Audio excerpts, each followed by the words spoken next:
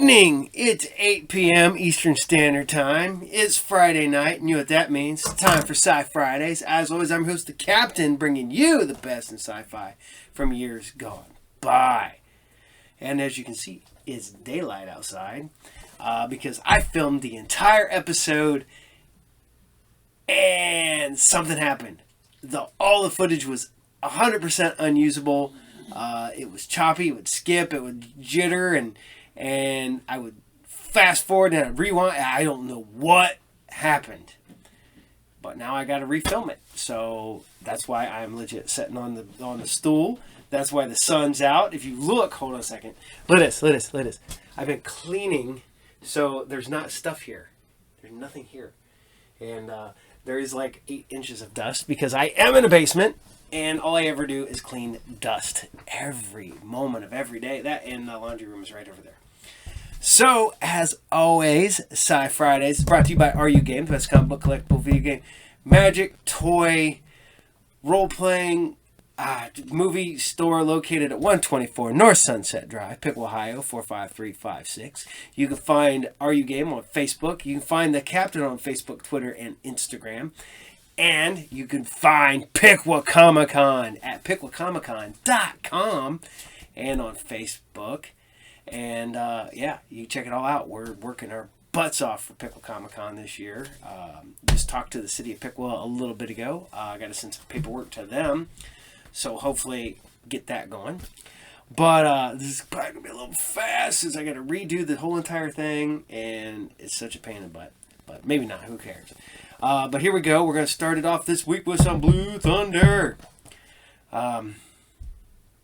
I always kind of liked Blue Thunder more than Airwolf, but I liked them both. Even though Airwolf got this many episodes, Blue Thunder got this many. So, on that note, here you guys go. This is Blue Thunder, episode 5. Enjoy.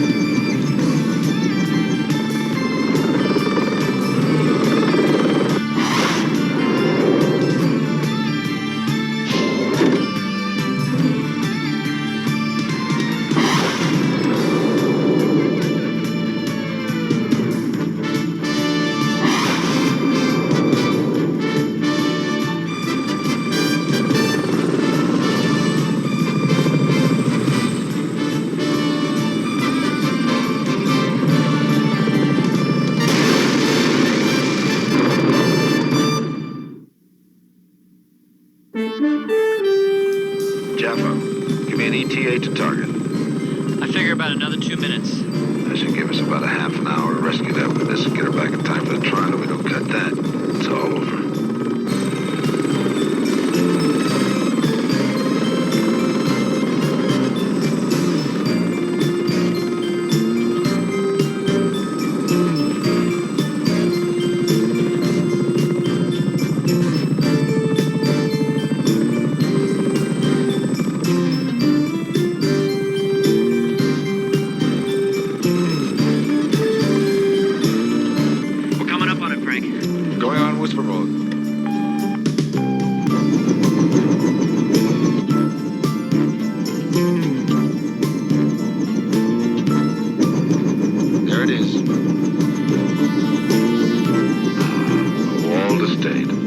Perfect place to hide a kidnapped victim. Cheney to Rolling Thunder. Cheney to Rolling Thunder. Do you read? We hear you loud and clear, Thunder. Are you in position? Yeah, right near the gate. Is it a go? It's a go. But remember, I want that lady out in one piece. There's a lot riding on this, guys. Make it smooth. Like silk, Thunder. Soft and smooth. Blast the hell out of that gate.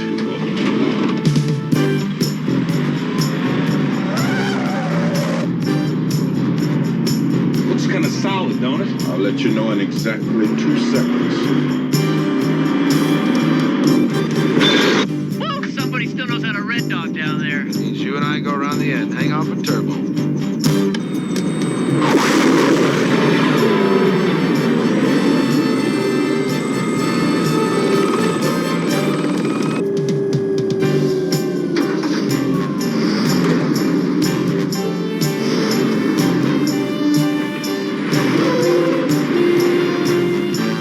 How are we gonna get her out of there before they decide to kill her? Yeah, just a little confusion. Draw them outside.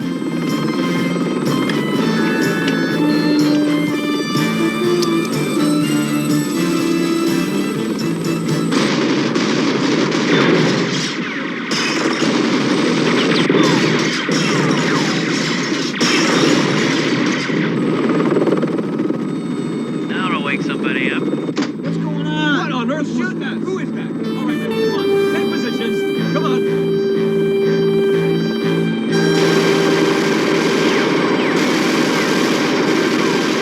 What do you say we dust them?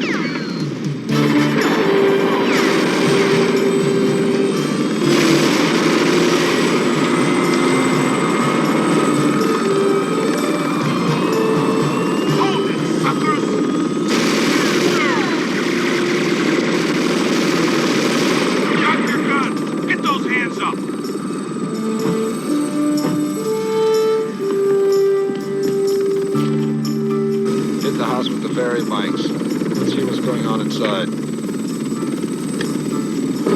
Sounds like an army out there. I don't know what's going on out there, but let's take her out the side door. Yeah. Let's go.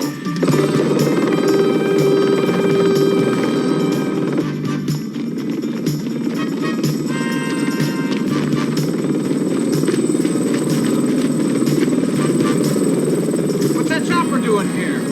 Hold it right there. Federal officers, you're under arrest.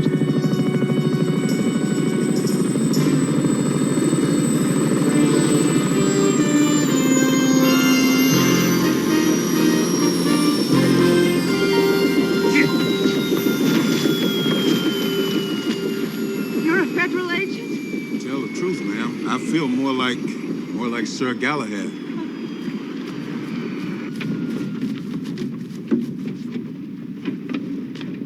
Watch your head.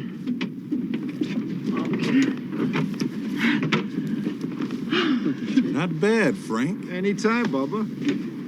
How you feeling, man? A lot better than before you arrived. But it's hard to get my bearings. How long have I been here? Last men abducted you 3 weeks ago, ma'am. And it's too late. The trial's over. Oh, man, we got you just in time. You're the one that's going to put Master away for a long, long time.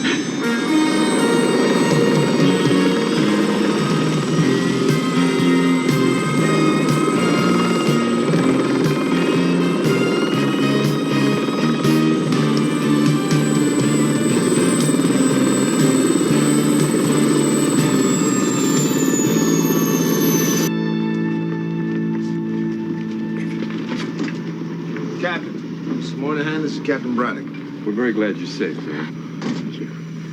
My name's Manelli. I'm with the district attorney's office, and as you may or may not know, your testimony... These gentlemen have explained everything. Then you'll testify. Against Richard Lassiter, I'd crawl through fire to testify against that man. Thank you, Captain. Right. Nice work, Frank. Thank you, Captain.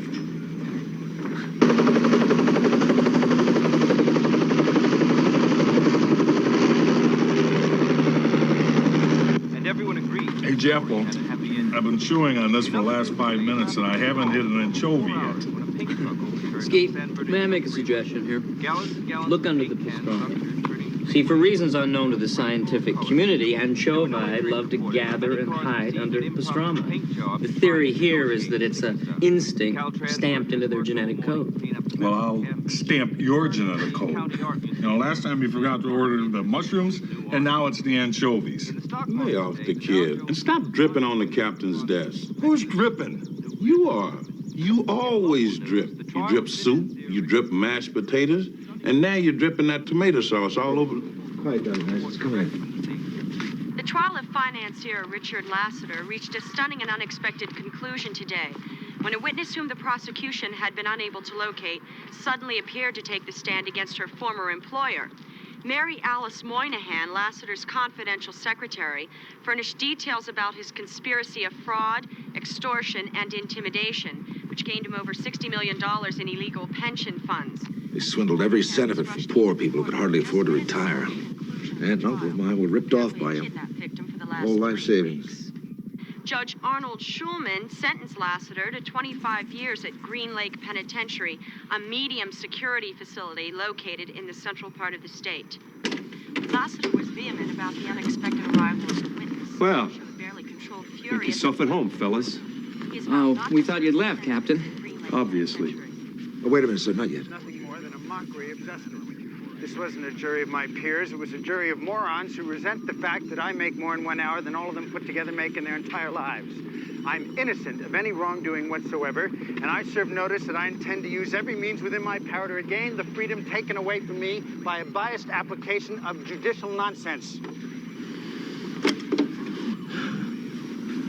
Did you see the look in his eye when he said he was innocent?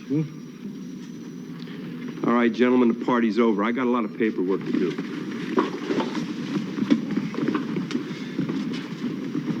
He actually thinks he's above the law, that he's some kind of superior being who doesn't deserve punishment. Just stop taking it so personally, will you, Frank? I mean, the man was convicted. He was guilty. He's going to do 25 years in Green Lake Prison. What do you want? Captain, Green Lake is not a maximum security prison. Didn't you hear what he said? He said he would use every means within his power to get free. He's talking about the judicial system. He's talking about lawyers, appeals, that kind of thing. I don't think so, Captain. I think he's talking about escape. He doesn't believe he belongs in prison. Now, you know the best time for that to happen is when the marshals are transporting him to Green Lake. All right. I'll alert the proper authorities. Now, will you do me a favor and go home and get some sleep? Yeah. I'm sorry, Captain, but I think Blue Thunder should fly cover while he's being transferred to prison. If there's any sign of an ambush, we could spot it a mile away. Now, look. I don't want to see you. I don't want to hear you until tomorrow morning at 8 o'clock when you come on duty. Do I make myself absolutely clear? Yes, sir.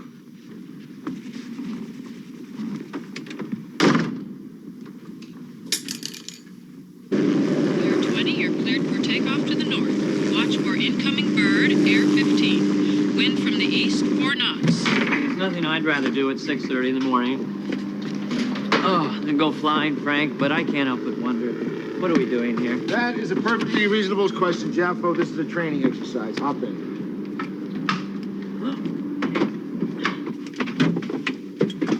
Don't lie to me, Frank. Lie to you? I would no more lie to you than I would disobey a direct order from my superior officer.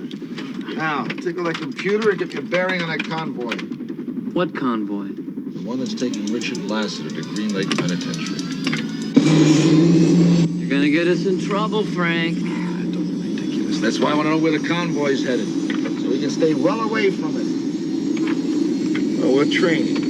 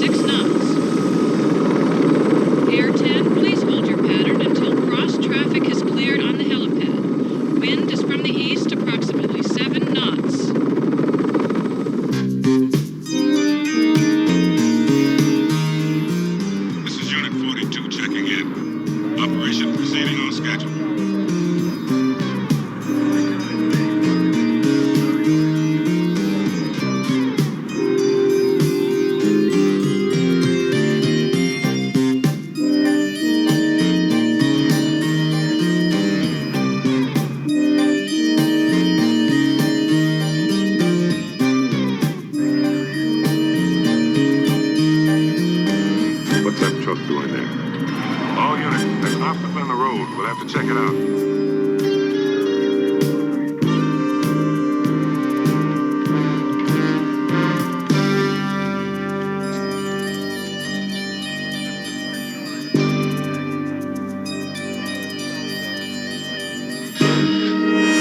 Take cover!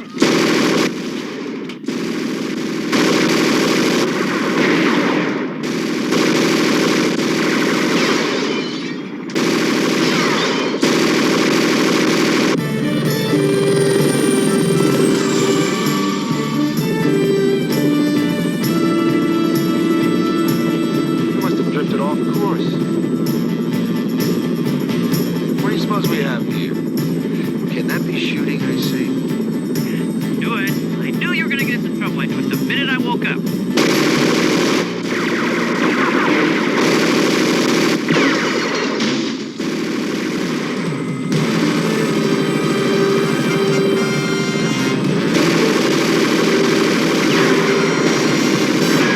You had it all figured out, didn't you, Lassiter? You didn't figure on us.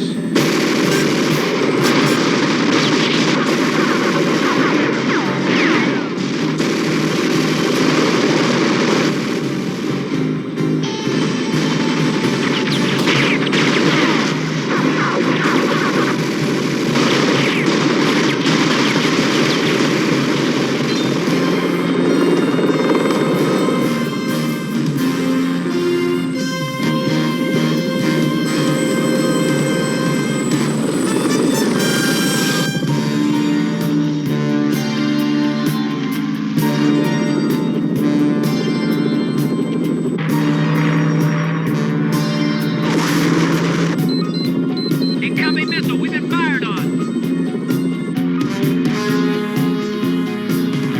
You should have known he'd bring his own Air Force.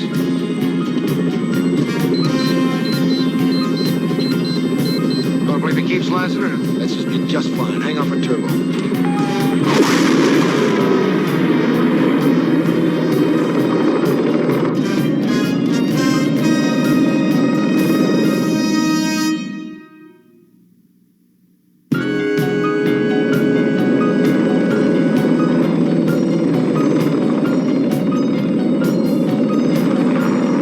It's tracking us. 5,000 feet and closing. How much time do we have? About 8 seconds. Can you jam it? Not in 8 seconds. Okay, let's play a little dodgeball.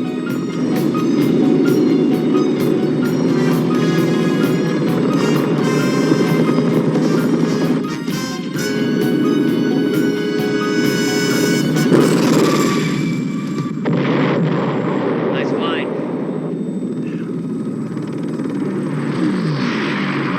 He's turning tail. Maybe he doesn't like dodgeball. Call in the description of that plane, Chaffo. Go down and make sure we still got Lassiter under wraps. Code red. P-51 Mustang. HO937 armed and hostile.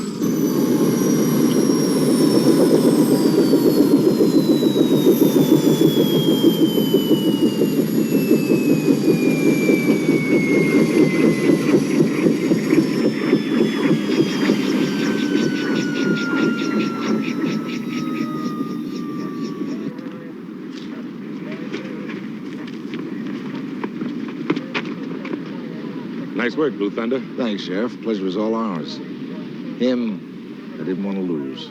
Well, just as soon as they get us some more vehicles, we'll get him off to prison. And why wait for that, Sheriff? We'd be happy to deliver them for you. Well, I'm not sure about that. I promise you, Sheriff.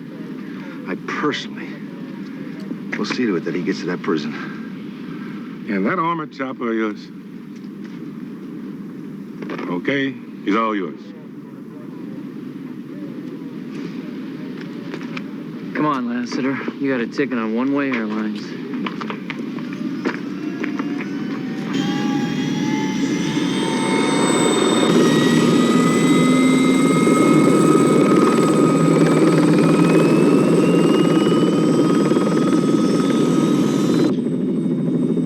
Well, it seems like this strange-looking helicopter keeps popping up in my life. I wonder what I did to deserve it. Shouldn't be too tough to figure out.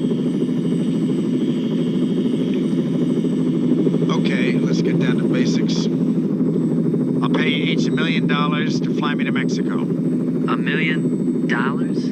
From there, I'll guarantee you safe passage to any country you pick in South America. You know, I knew you were a swindler and a cheat, but I didn't know you ran a travel agency on the side. $1 million each. What do you say?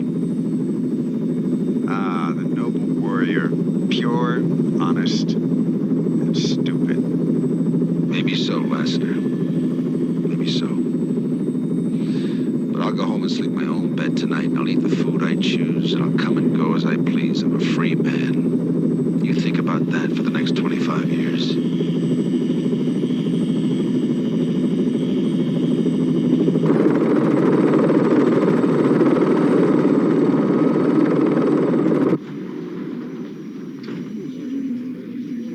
Okay, when the camera starts rolling, the cameraman will point and I'll start talking. Just relax, be yourself. Okay, you ready? 5. What's going on here, Douglas? Just a press conference, sir. We're talking with Officers Cheney and Wonderlove of the Blue Thunder Unit. I suppose he's explaining why he disobeyed a direct order of mine, huh? I really don't know. Officer Cheney, how is it that you happened to be at the scene of the attempted escape? Well, in all honesty, all the credit should go to our commanding officer, Captain Ed Braddock. You know, the remarkable thing about it is it was nothing more than a hunch, a gut instinct, the kind of sixth sense you develop only after years of police work. There's Captain Braddock now. What about that, Captain Braddock? What was it that made you send Blue Thunder to escort Lassiter to prison? Well, I suppose... I guess it's an instinct, as Officer Cheney said. Thank you.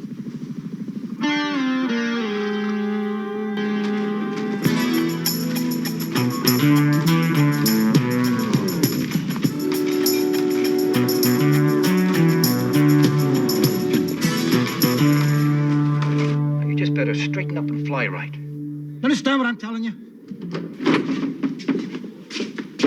Number 2.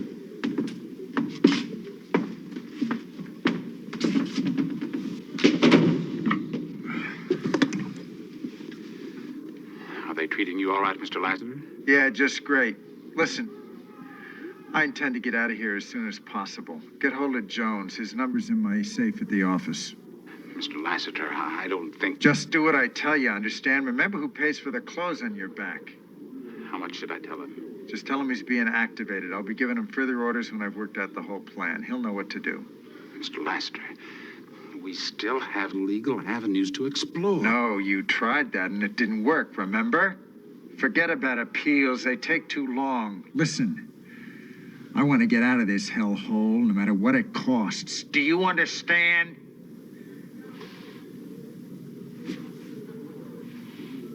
Jones. That's the name he said. Jones. I'm sure of it. Jones. Well, that shouldn't be too hard to trace. Shouldn't be more than 50,000 Joneses in this state.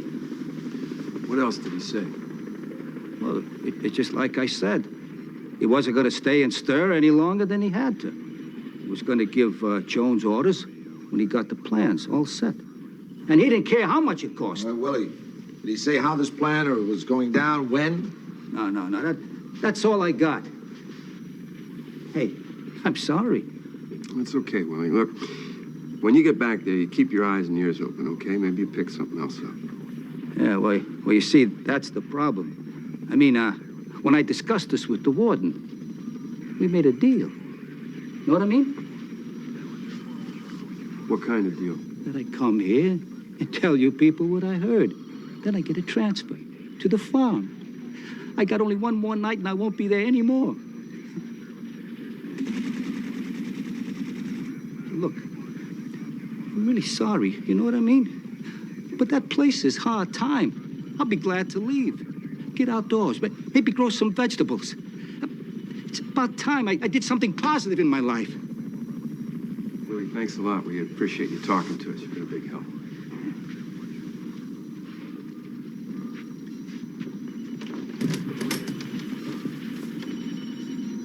Hey, good luck, huh? I hope you keep this guy in for a long time. He's not a nice man.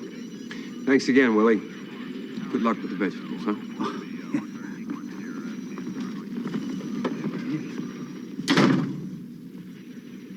I knew it. I knew Lassiter would sit in prison for 25 years. Captain, Come on, Frank. It's not our case. I don't even know why the warden sent the snitch down. It's because he's smart enough to know that this unit is the best way to hold Lassiter. That's ridiculous. There's over 500 well-trained federal guards in there. I'm sure they can handle a You situation. can't keep them on full-time alert for Lassiter. Blue Thunder unit could do the work of 50 guards. Please, Captain, get on the phone. Call Apex. Get us on the case. What if they say yes? What then? Huh? First, we figure out his plan by sending Ski and Bubba undercover as prisoners. Now, wait a minute. Say what? Put them in with 500 cons? What if they got wise? Ought to be a fair fight. Hey, Captain, you don't think we can handle it?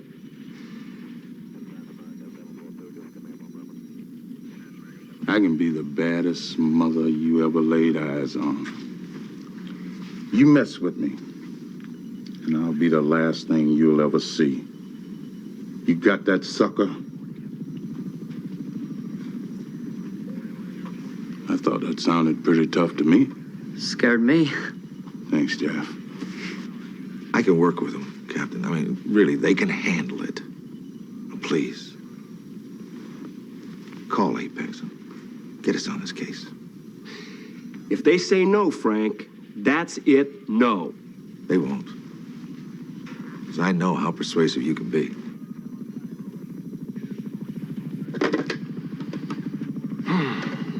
Get me Apex. Air 10, you're cleared to land as soon as Air 12 is taken off. Air 6, please hold until Air 10 has landed.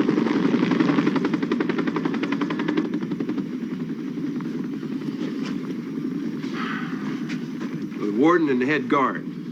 They'll be the only ones in the prison who know who you are, so you're gonna have to rely on yourselves. Any questions? No, sir. We understand. There's one other thing. One of you's got to go in as a guard. It'll allow you more flexibility. You can move around. Okay, I'll be the guard. Wait a minute. I should be the guard. How come? Because I'm bigger than you. And you couldn't keep me in line anyway. Since when? Okay, fellas, take it easy. Wait a minute. You don't have to get into character yet. Hello, this is Brady. Yeah, put him through. Yes, Warden. No, they're still here. Yes, I'll tell him. Thank you. He's not going to cancel a mission, is he? No, he just called to tell you guys to be careful. They just found our friend Willie in the yard with a knife in his back.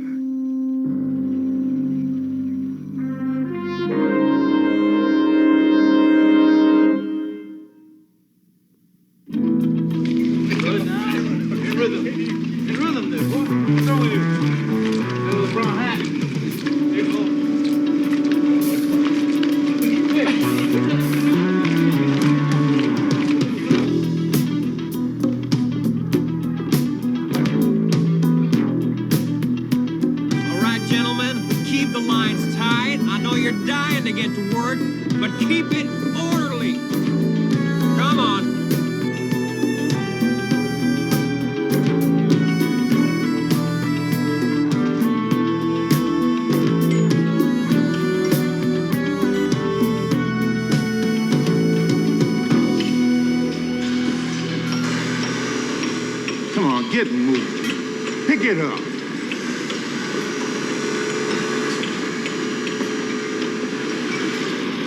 Get going, grunt. Why you? That stamping machine is waiting on you. Hey, fresh fish. Big tough guy. You don't look so tough to me. It's that mustache. Maybe I'll rip it off his face. And maybe I'll rip your arm off your shoulder. Then you gotta go for me left-handed. Knock it off, big man. You know you bad. Yeah, I'll show you how bad I am. You want to get back to work now?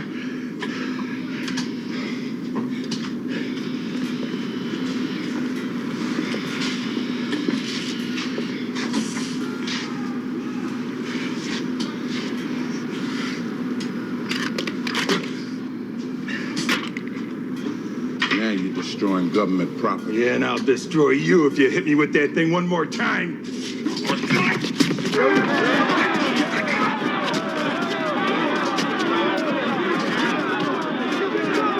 it easy. Come on, make it look good.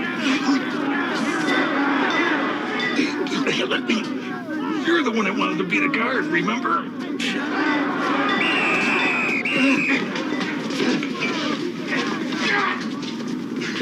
All right. You got it. I have a special place for you, my friend. It's so deep underground, they're gonna have to pipe the light down to you.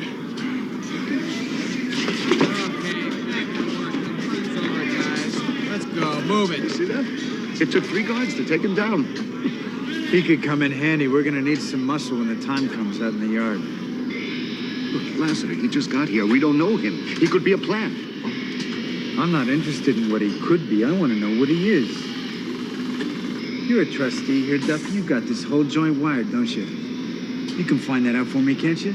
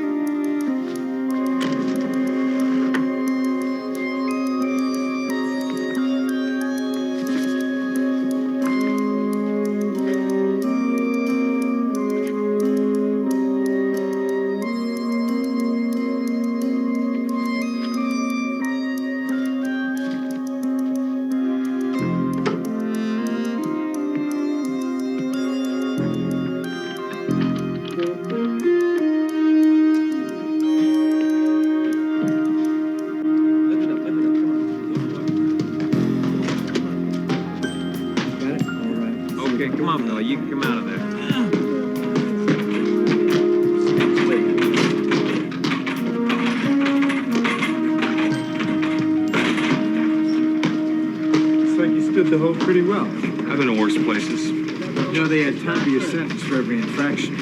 It doesn't bother me, buddy, because I'm not planning to be around here long enough to do the time I've got. Oh, you got a plan to escape? All I know is that big guy with the stick messes with me one more time, I swear I'm going to kill him. They can put me in the gas chamber, but at least I'll be out of here. You really mean that, don't you? Why not? I spent most of my life in prison. I might as well spend the rest of it dead. I got a proposition for you.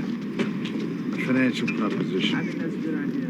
A great deal of money for you and a ticket out of here. In return for what? Just doing what I've already seen you do for no money at all.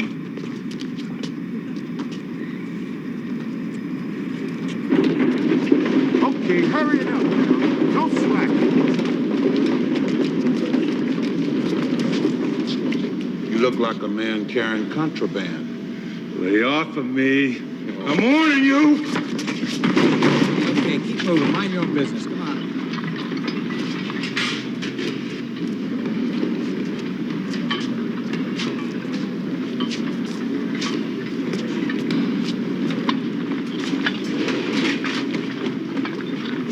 Tomorrow? You sure? Boy, he's fast. This guy's fast. Right after breakfast. Lassiter's on the laundry detail. They're going to decoy Bubba out of the way with a fake phone call. Then I'm supposed to start a fight to distract the other guards while Lassiter gets in the hamper. Then they wheel him out to the yard where the truck comes and makes its pickup.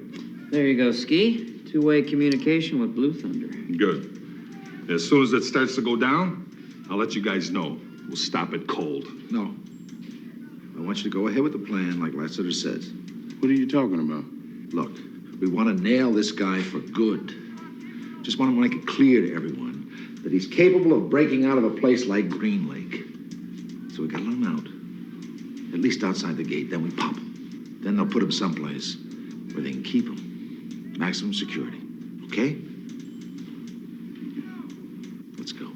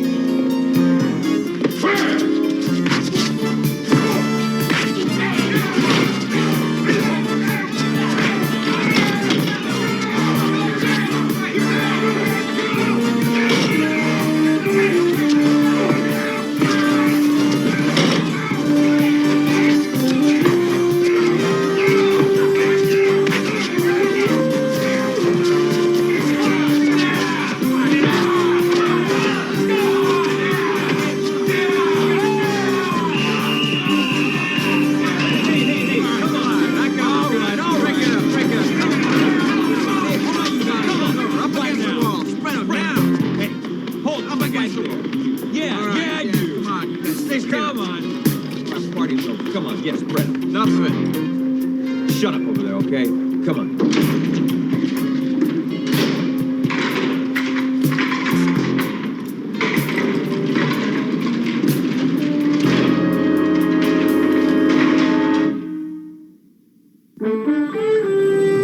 There's the laundry truck now, Frank. Going on Whisper Road.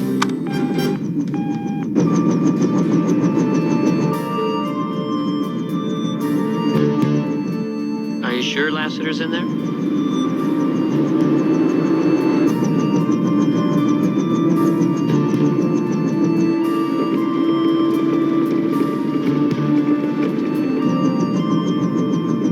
Hit the rear of that truck with a thermograph.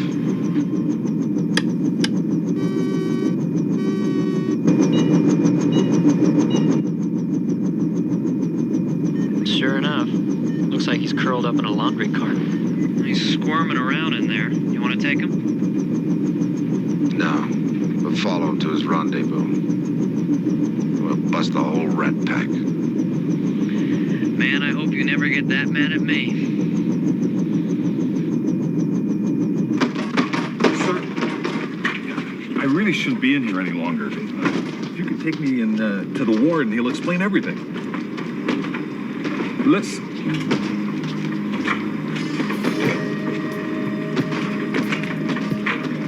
Forget it, buddy.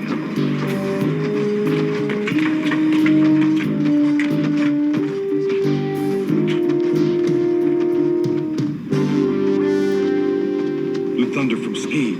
Come in. Come in. This is Blue Thunder. We read you. I'm standing here in the exercise yard, and guess who's standing 20 yards away? Mr. Richard J. Lassiter. What? You heard me, Lassiter. He's right here in the yard, big as life. And who's in the truck? There's somebody in there. Who is it? We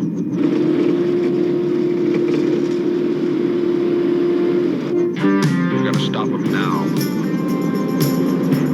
Pull it over.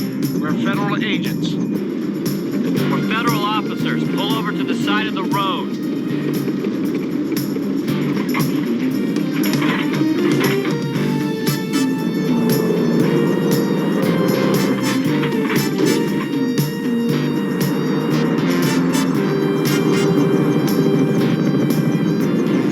If you don't stop your truck, we'll be forced to open fire.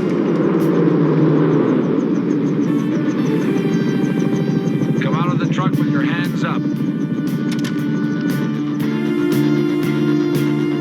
I repeat, come out of the truck with your hands up.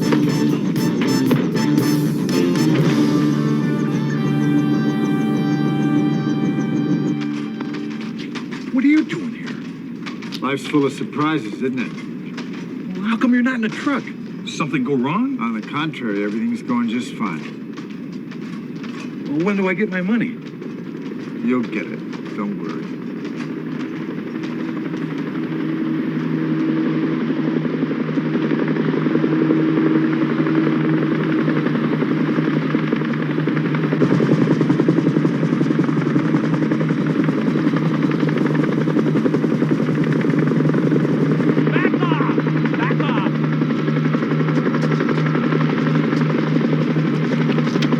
What's going on? Shut up!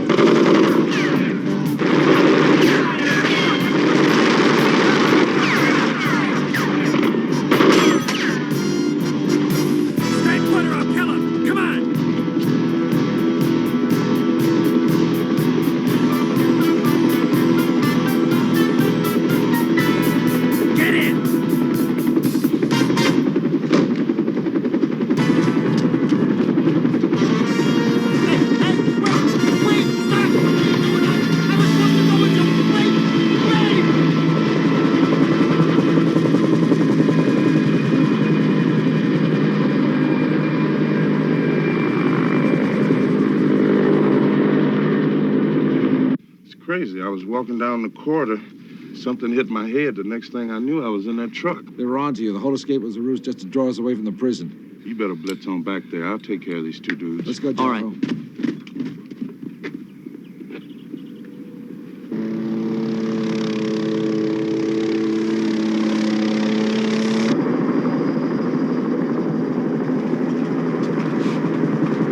Who's he? Police spy. They planted him on me to see what my plans were. Now they know. What'd you bring him along for? Insurance. Even the best laid plans run into unforeseen complications.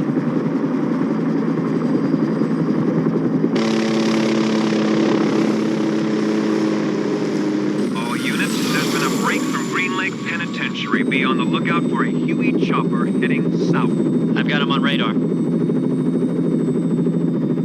I'll activate the zoom. We can pick him up sooner on the camera.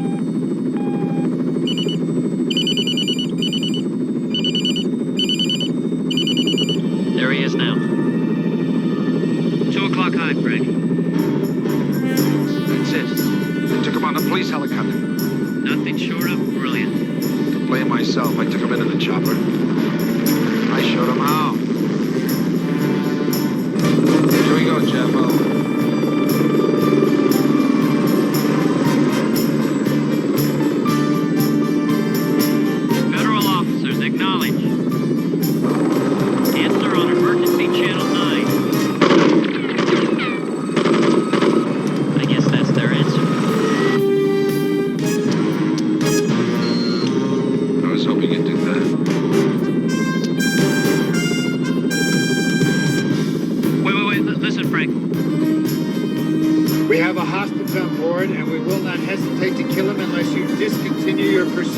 Do you read me?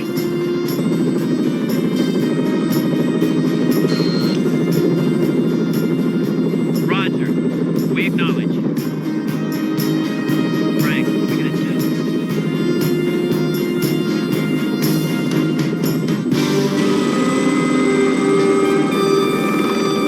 Clear away, Blue Thunder. We won't hesitate to kill this hostage.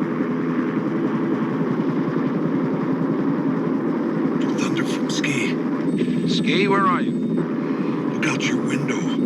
I'm the hostage, Frank. Are you hurt? Just a bump. But my hands are cuffed.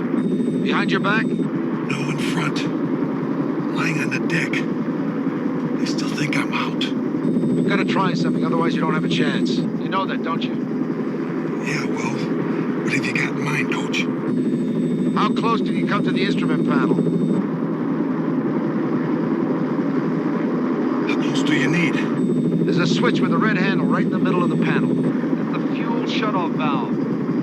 Yeah, I see it. What do you want me to do with it? I want you to rip it right out of the board. Can you do it? Maybe. Then what? The engine will cock out. You'll have to go down. If that's the best you can come up with, forget it. No. You'll auto rotate. You'll be like a dandelion. The last time I stepped on a scale, I weighed a lot more than a dandelion, Frank. Ski, listen to me. If he gets away with this, chances are he'll kill you. I know. Well,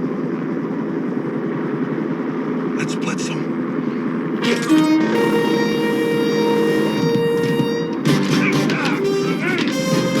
Stop him! Get him away from here!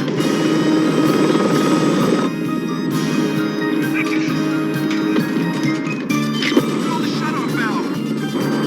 Get him! Take him out! Hang on, Ski. We're coming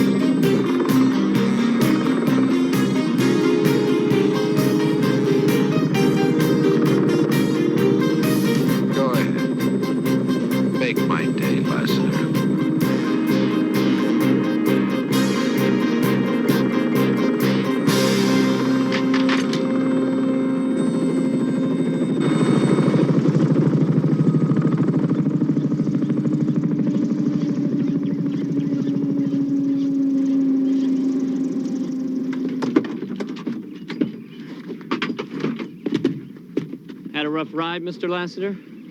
Well, you're under arrest. All right? Yeah.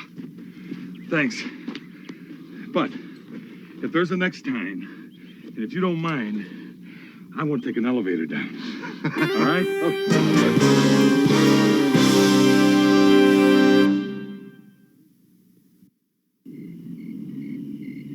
Home-cooked meal. After a week of that prison food, this is sure going to be a treat.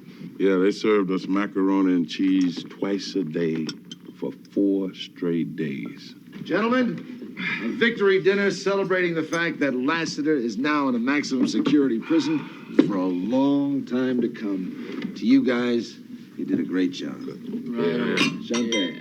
Let's eat. Yeah, what'd you make, Frank? Gentlemen, a homemade specialty. Macaroni and cheese. Is this your idea of a joke, man? Joke? What do you mean joke? What joke? I broke my back on this all day. Jaffo here said this is exactly what you wanted.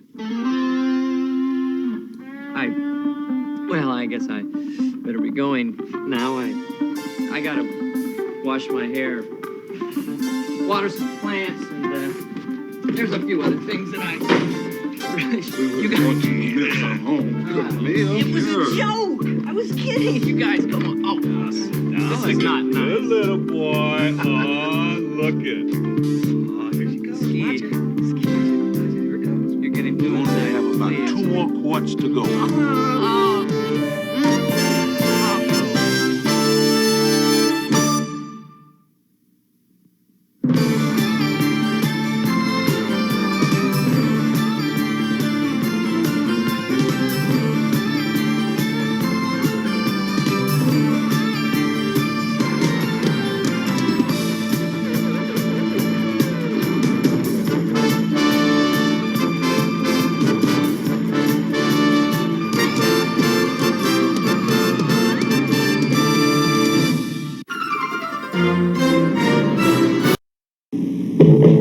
The perfect balance of high quality and low price. That's value. And Hearts brings value home to you. Everyone's excited about Hearts' 20% off toy sale, with toys for inside the home and out at savings that are out of this world. It's an early Christmas shopper's delight, with all toys 20% off. So hurry on in to Hearts' big 20% off toy sale. You can save money. You can have quality, because Hearts brings value home to you. Come join Hill's grand opening celebration. Going on now in Indianapolis on West Washington Street.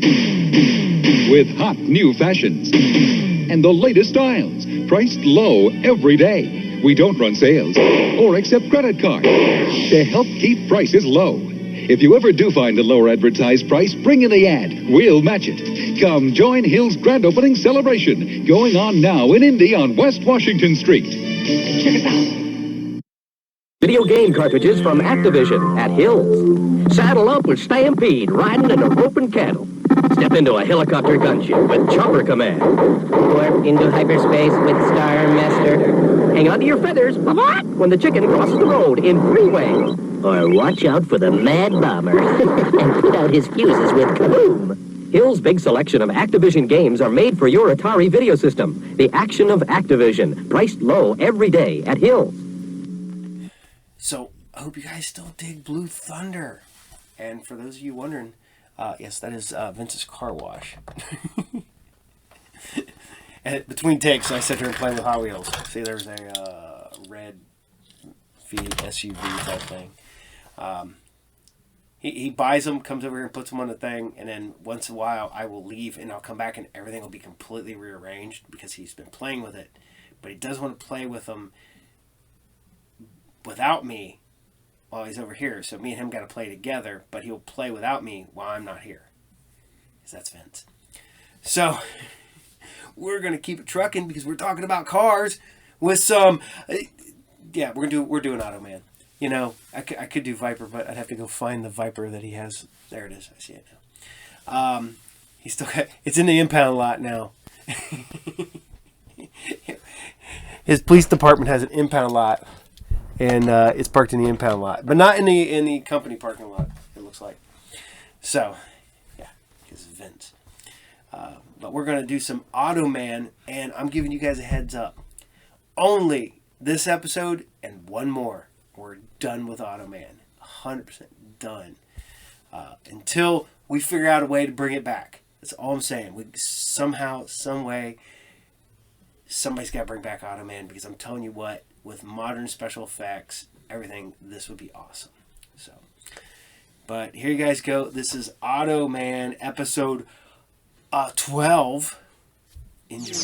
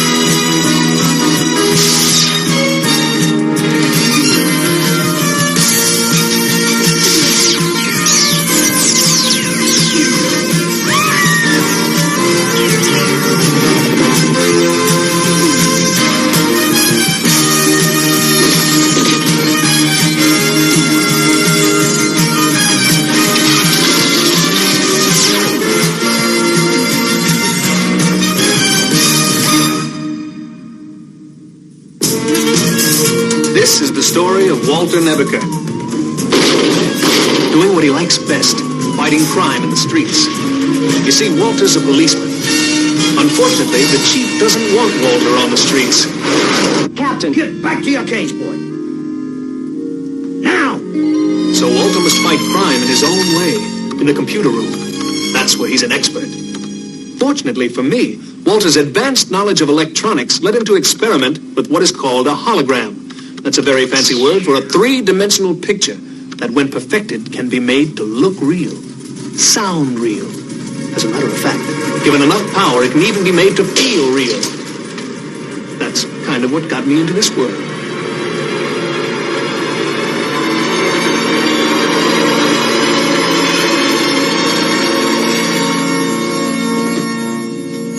My name is Automan. You must be Walter Nebeker. How did you know that? It's on the programming you fed into my system. I must say, Walter, you're very good. Very good indeed. I look wonderful. If you do say so yourself. You programmed me to be honest. But tell me, why did you call me Automan? It means that you're the world's first truly automatic man. You can do anything because you're not real. Oh, but I am. I'm as real as you are, just different. And thanks to you, perfect. Nobody's perfect, Automan. Well, that's not true, Walter. You've programmed me to observe other people and do whatever they can do as well as they can do it. Jimmy Connor's playing tennis, John Travolta dancing. In fact, on a scale of 1 to 10, think of me as an 11. I've created a monster. No, what Walter really created was a wonderful force for good. Automan. That's me.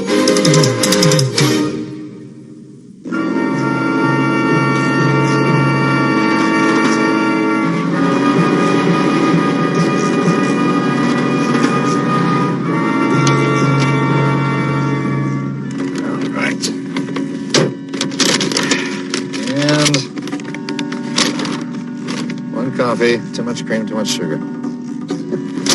You have a memory like an elephant, then. You had a motto in the police academy. Nothing in moderation, was that? Jack, that was a lot of years ago. I guess somewhere along the line it all caught up.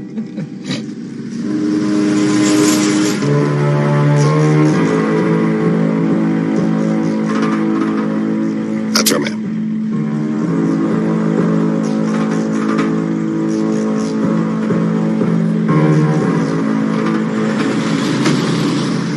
Space. But don't lose him. You never change, do you, man?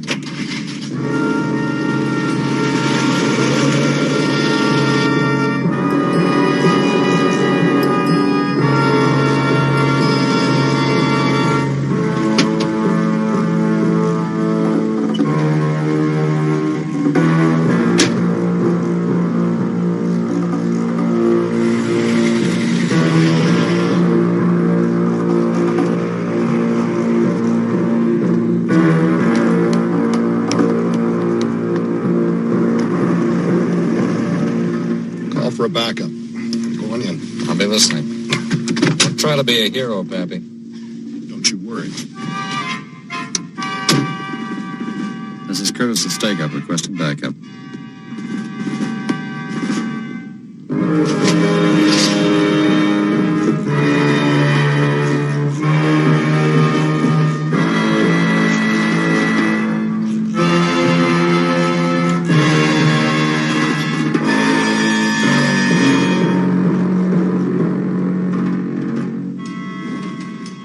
I'll be done in a little while.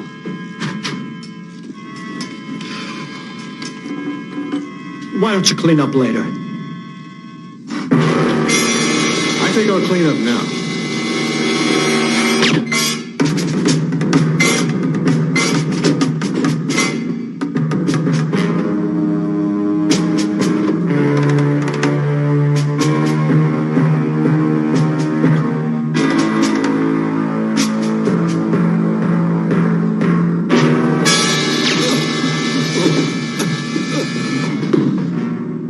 Jack, I'm hit.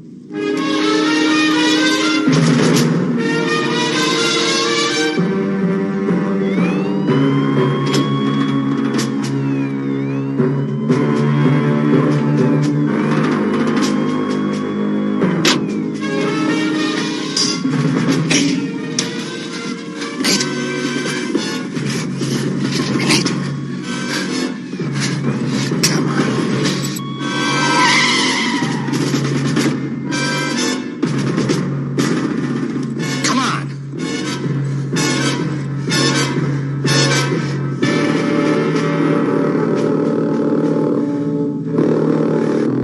We sealed off all the exits. I turned every office upside down. The guy was gone. Listen, Jack, I know you and Hester go back all the way to rookie days. Police Academy. Right. Now, what I mean is that since you have a personal involvement here, maybe it would be a good idea if we let somebody... You didn't even let me finish what I was trying to say. I am not going to let somebody else run this investigation. Esther had a wife. He had 2 kids. I owe them. Maybe if I'd stayed with him, he'd still be alive. And maybe the 2 of you would both be dead. Now, Jack, you cannot blame yourself for this thing.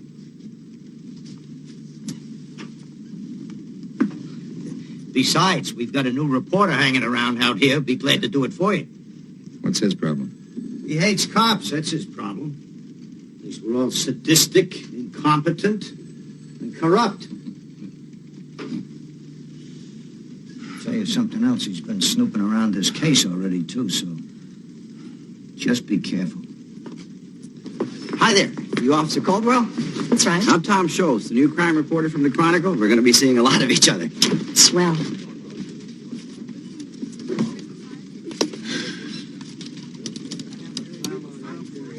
You mind? Make yourself at home. Thanks.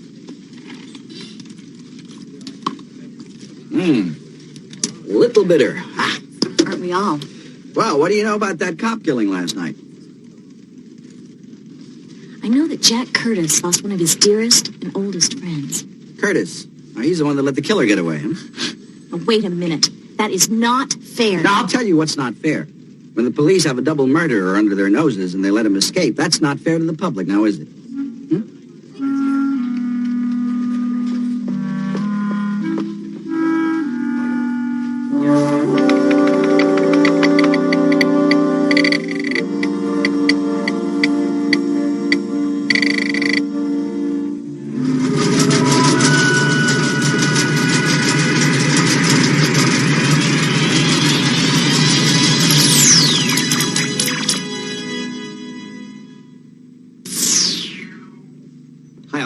Hello, Walter. I assume you're calling about that terrible murder of Lieutenant Curtis' friend. Yeah. I want you to find out everything you can about a syndicate assassin named LeBlanc. He's the man that Lieutenant Curtis and his friend were tailing. I'll get right on it. I just wish there was something more I could do. Oh, I thought I heard something. Do something. The lieutenant's on his way. Beat it. You 50-watt Romeo? Cursor?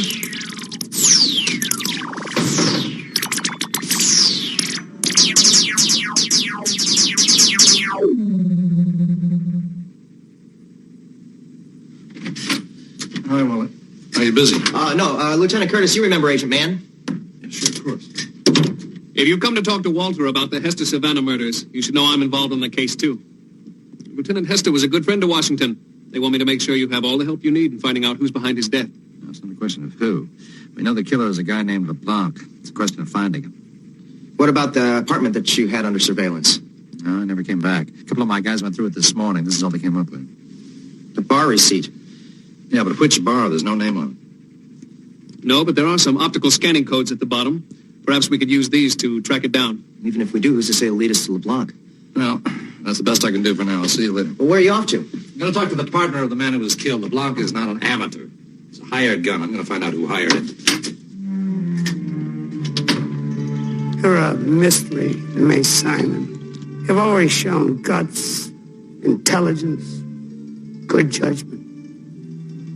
But these two murders you're involved with, they were totally uncalled for.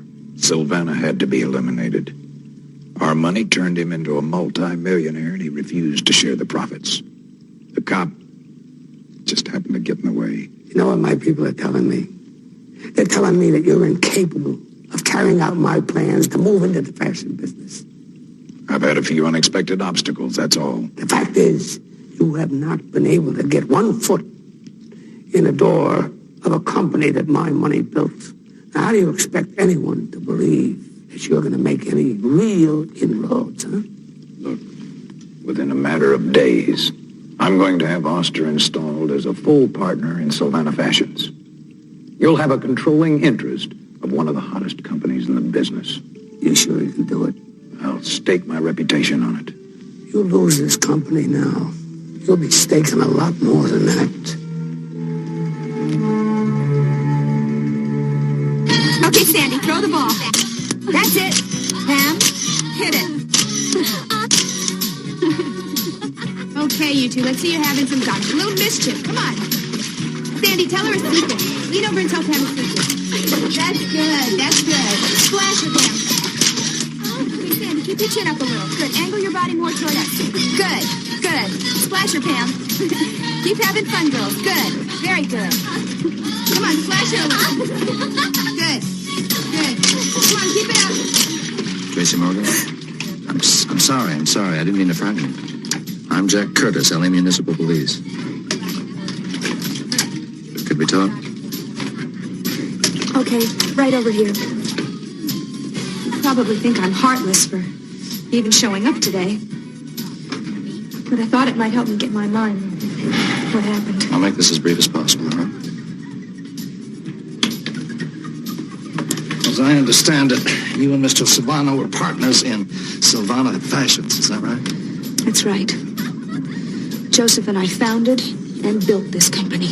Ms. Morgan, your partner and Officer Hester were killed by a man who was hired by organized crime. There's not much doubt about that. The question is why? About 3 years ago, when the company was still just struggling, Joe borrowed some money from a man named Simon Rafferty. Simon Rafferty? You know him? Only by reputation. Well, that money saw us through our crisis. And it was all paid back, with interest. But that wasn't the end of it. No. As soon as we really hit big, he came back. He said that we owed him half the business. And he wanted to put in one of his own men to represent his interests.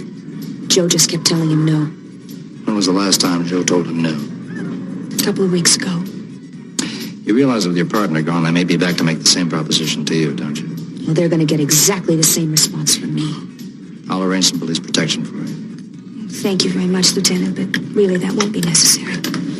Wait a minute. It's got to be obvious to anybody. These guys mean business.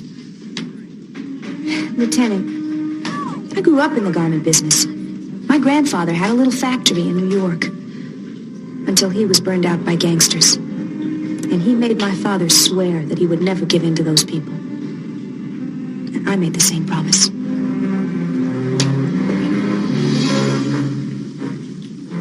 We've got a little business to discuss, sweetheart. Why don't you go inside? What are you doing here? Payday. You were told you'd be contacted. I'm told a lot of things. I just want the rest of my money. All right. Get him his money. That was very clumsy of you, killing that cop. Couldn't be avoided. Anyway, that was on the house. Would you like me to check on the Morgan girl? Make sure she got the message. I don't want you anywhere near her or me.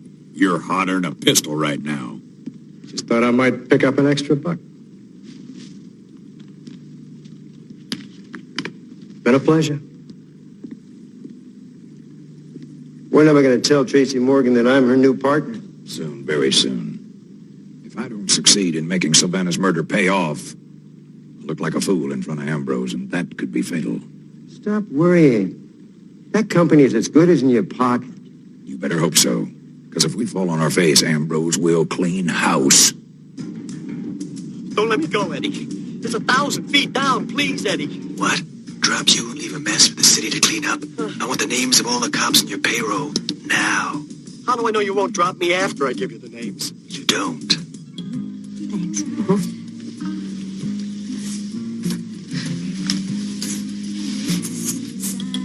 You know, Wally, I really have grown quite fond of you. I know. But you don't want romance to get in the way of our friendship. As a matter of fact, I don't want our friendship to get in the way of romance anymore.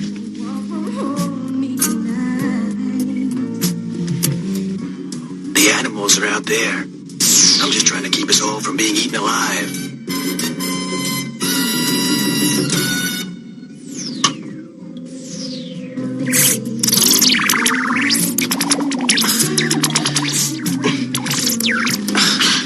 Is this your idea of a chaperone? Do you have any idea what you've just missed out on? Unfortunately, yes. That was, without a doubt, the greatest Nasty Eddie movie of them all. We didn't miss much. How can you say that about the greatest cop in the world? Even if he is a little unorthodox in his methods. Let's put it mildly. All I can say is it's a good thing real cops aren't like that. I don't know. At least the criminals are afraid of Nasty Eddie. Sure, because he's judge, jury, and executioner all rolled into one. Is that efficiency or what? Otto, wasn't there another movie you wanted to see tonight? Oh, no, Walter. Why? Automan, isn't it true that you can take literally thousands of facts and assimilate them instantaneously? That's right. And that you have the deductive abilities of the world's most brilliant detectives? Correct. So tell me, why can't you take a hint?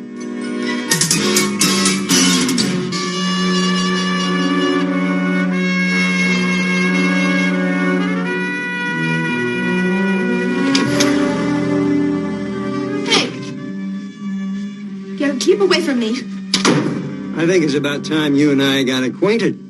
I'm your new partner. You've got to be out of your mind. Of course, I might want to do a little redecorating. I'm not crazy about these blinds. Just get out of here.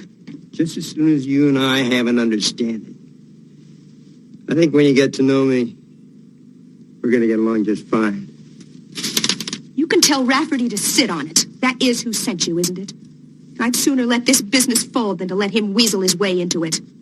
Seems to me your partner said something very, very similar. And what do you think you're doing? Consider this a warning. Next time, we take off the gloves.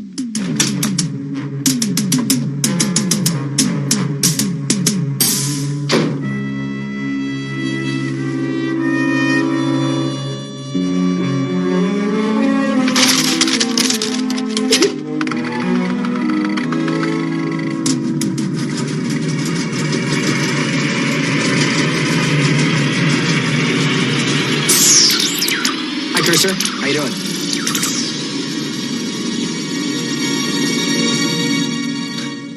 Hi, Otto. I was hoping maybe you traced down that hitman's receipt. Nothing like dogged determination, Walter. Not only was I able to locate the bar where LeBlanc got that receipt, but I was able to connect it to a credit card he uses under an assumed name. Oh, that's great, but how's that going to help us find him? Well, I'm on a first-name basis with Kelly. Who's Kelly? The central credit card computer. The next time LeBlanc uses that card, I've instructed her to call me here. And when she does, we'll swoop down on LeBlanc like the angel of death. Otto, you sound a little funny. Funny? I've never been more serious. Well, that's what I mean. There's, I don't know, something different about you. To tell the truth, Walter, I've begun to realize that if I'm going to be a crime fighter, I'm going to have to take the bull by the horns. The bull? This is war, Walter. It's us against them. It's the decent people against the criminal element. It's do or die. I think it's for you. Thank you, Kelly. You're a dear. LeBlanc just charged his dinner at a restaurant called the Peacock's Lair. Oh, that's only a couple miles from here. Which is no time at all in the autocar. Good, let's move it. I'll change on the run. Right.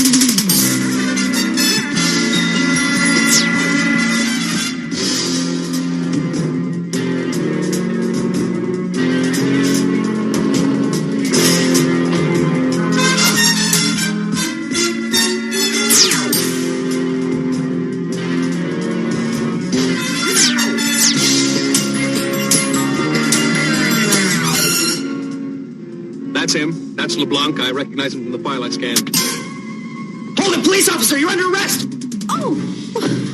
Oh, what the... Stop him!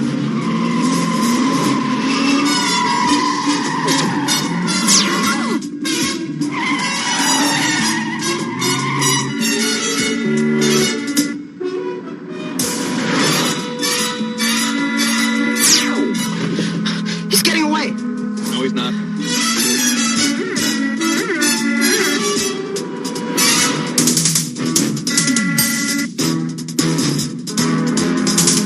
You'll never make that turn.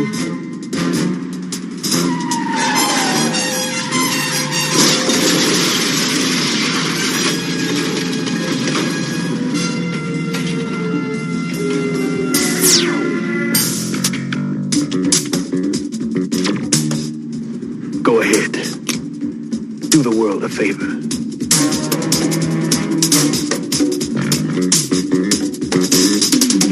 I'm trying to understand this. I really am.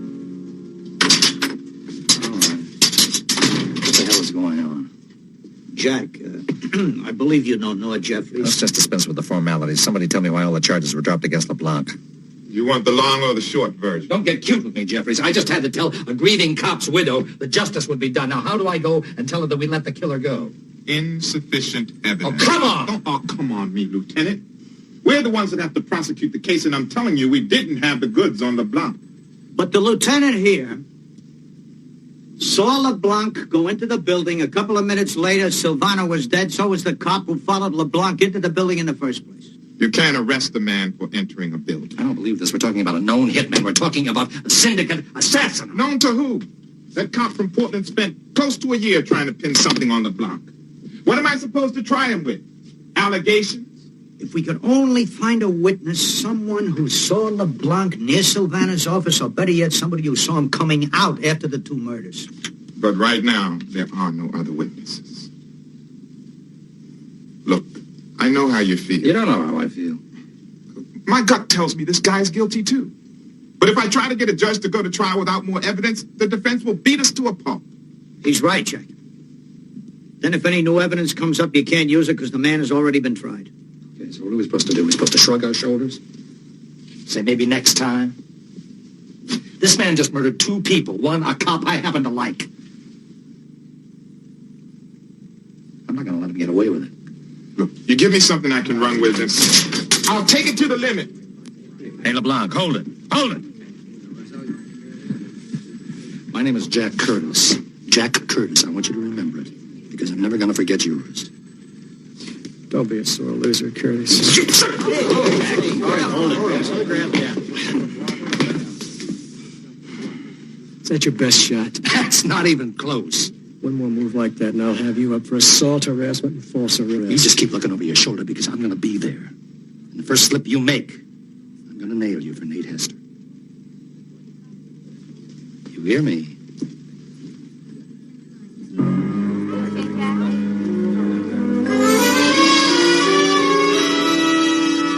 I just picked it up off the newsstands. Terrific. I'll tell you one thing, LeBlanc's attorney must have got hold of this story. Why do you say so? Now, don't go flying off the handle. I just got a phone call from the DA's office.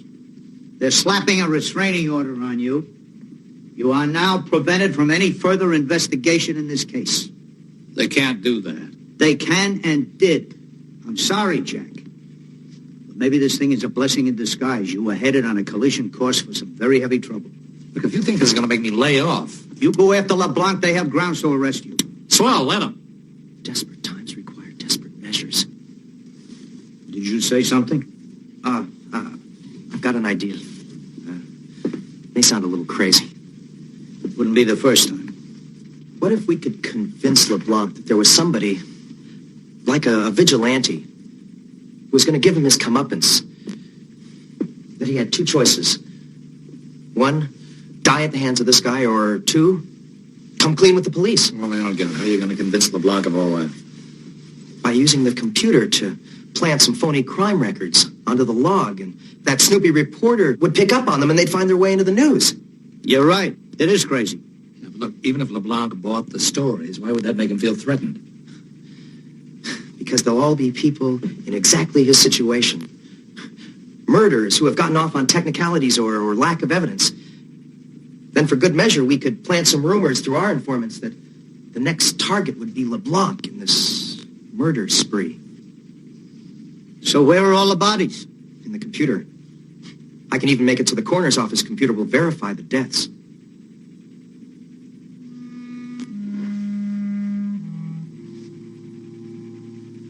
What do you think?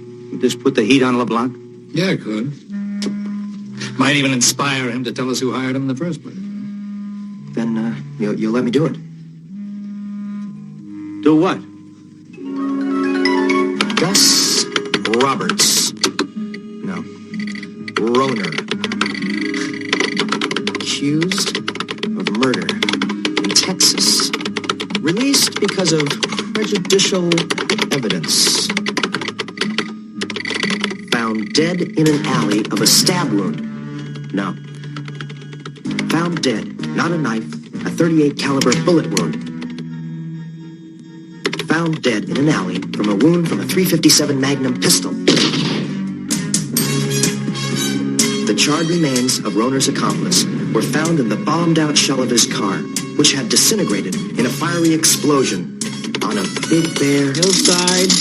No motive, no suspect. Lester Killian, reputed extortionist murderer, found dead in Chinatown Alley at 1:45 a.m. Recently released because jury failed to reach a decision in Medford, Oregon.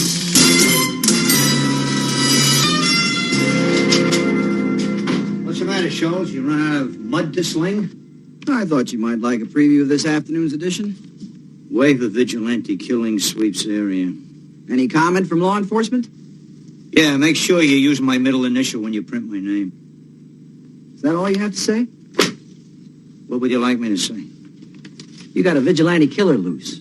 A one-man crusade who's trying to even the scales of justice with enormous firepower, and you're worried about your middle initial? Listen, wise guy, I come in here every morning and park my rear end on a powder keg of anarchy and violence. You want to know what my reaction is? It nauseates me. Tell me something. You wouldn't be covering for Lieutenant Curtis now, would you? No. If you don't mind, I have some work to do.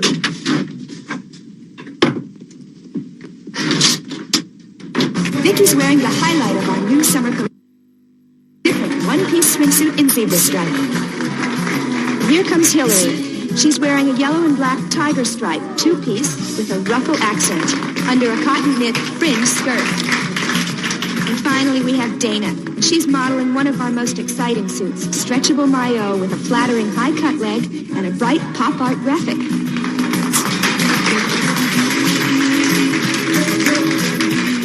Well, ladies and gentlemen, that is Sylvana Fashion's new spring line of swimwear. Hope you enjoyed it.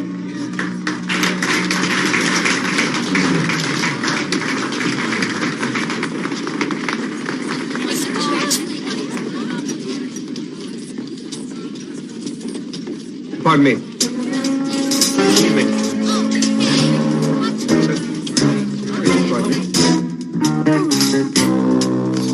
I'm dying for a cup of coffee. You deserve it.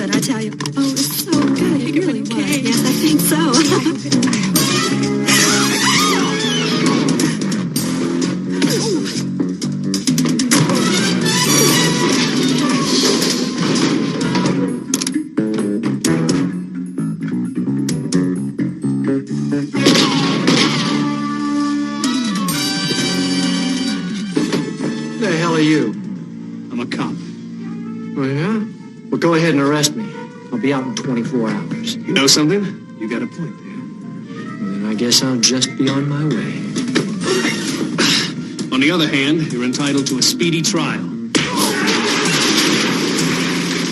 Next.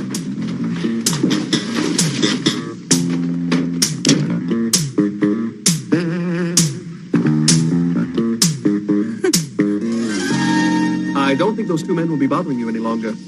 Well, you really were quite wonderful. I don't know how to thank you. Well, if you don't, I do. You know, the more Rafferty tries to force me into doing business with him, the tougher my resistance gets. Well, any man who sends thugs to do his own dirty work is basically a coward underneath. Oh, I'll bet there's nothing you're afraid of. That's not true. There is one thing. What's that? A power failure. Oh, Otto, you put yourself in my hands, and I guarantee you'll never be afraid of the dark again. Otto. Hard at work, I see. Well, it's a dirty job, but somebody has to do it. Come on, if you can tear yourself away for a few hours, we've got some problems to discuss. What about security for Miss Morgan? Reinforcements are on the way. So long, doll. We'll be all right. Oh, we'll have to continue this some other time. Walter, she wants you. Come on. I saw the morning paper. Looks like Scholes bought your phony crimes hook, line, and sinker. Yeah, the problem is my ruse may be working a little too well. How so? That reporter suspects the vigilante killer is Jack. Is that so bad? It is if the people we're trying to intimidate begin to think so, too. They may try to take him out as a preemptive move. There's only one thing to do. We've got to divert attention away from Lieutenant Curtis and toward you. Me? I've programmed an entire history for you with the Portland Police Department. If Rafferty or his men do any checking, they're going to find out that you were Nate Hester's partner and that you were thrown off the force for various, excesses? Let me put it to you this way. Your nickname on the force was Mad Dog. Well, I have already slapped around Rafferty's goons. Who'd have trouble believing I was the cop who's gone vengeance crazy. And I have seen all 5 nasty Eddie pictures. Now's my chance to really become him. Look, we certainly can't take time now for newspaper stories or word of mouth. We've got to go directly to Rafferty and scare the living daylights out of him. The problem is, how do we get to him? I think I have a solution for that. Cursor, res me up some hardware worthy of Mad Dog.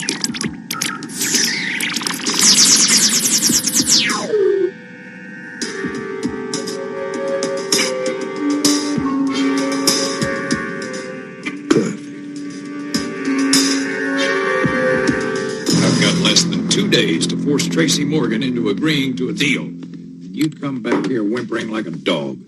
You haven't seen this guy. He's a raving lunatic. I've never seen a cop like this. Have you seen the afternoon paper? Those vigilante killings? What about them? Whoever's behind them is ruthless. He's taken out 4 men in the last 2 days.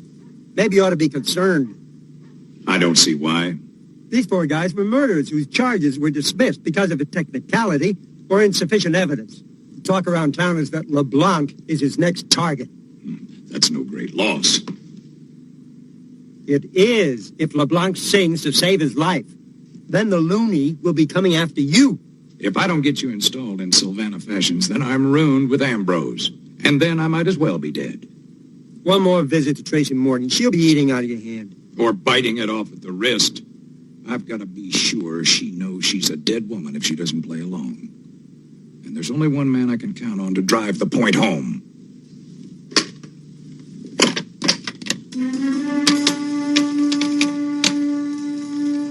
Hello, LeBlanc. I'm going to be needing you again after all. Thanks a lot, officer. I think I'll be just fine from here. Don't worry. Glad to help, Miss Morgan. Bye. Have a good evening.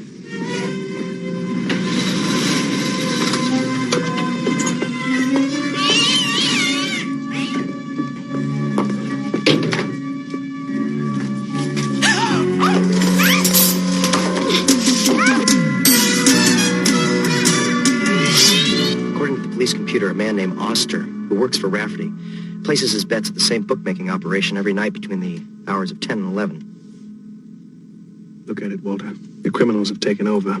It's their turf now. Everyone else is fair game. Gotta do something about it. Something nasty. As nasty as the slime we're up against. Hey, Otto. It's me, remember? Why don't you save your act for when there's an audience?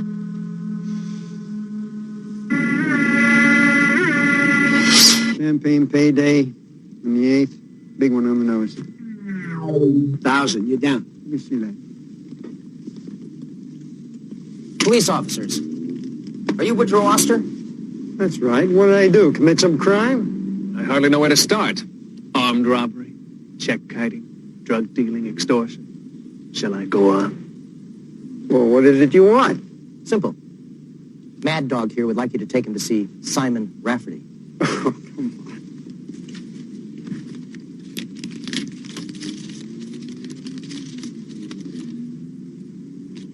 Don't you know gambling's illegal? I don't know what you're talking about. Now get off my corner. Now that's what I call rude.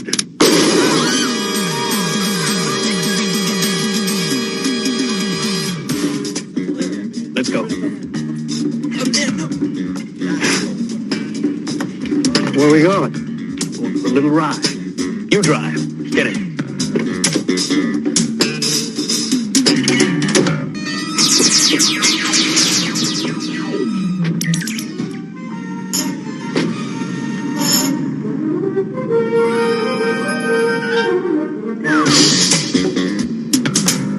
Keep going straight, pal.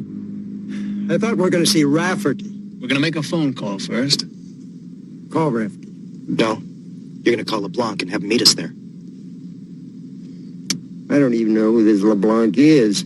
Listen, Worm. The only reason you're alive right now is because me and my friend don't feel like driving. All you're doing is taking up oxygen. There's not enough of that to go around. Now either you pull over to that phone booth and call LeBlanc, or else somebody's going to make $100 selling a picture of your bullet-riddled body to the tabloids. Go on. Call my bluff.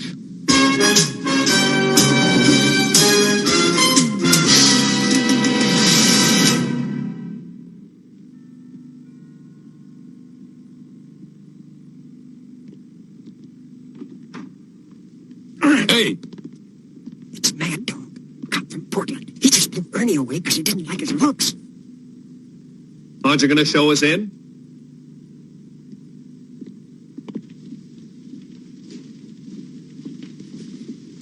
What is it you two want?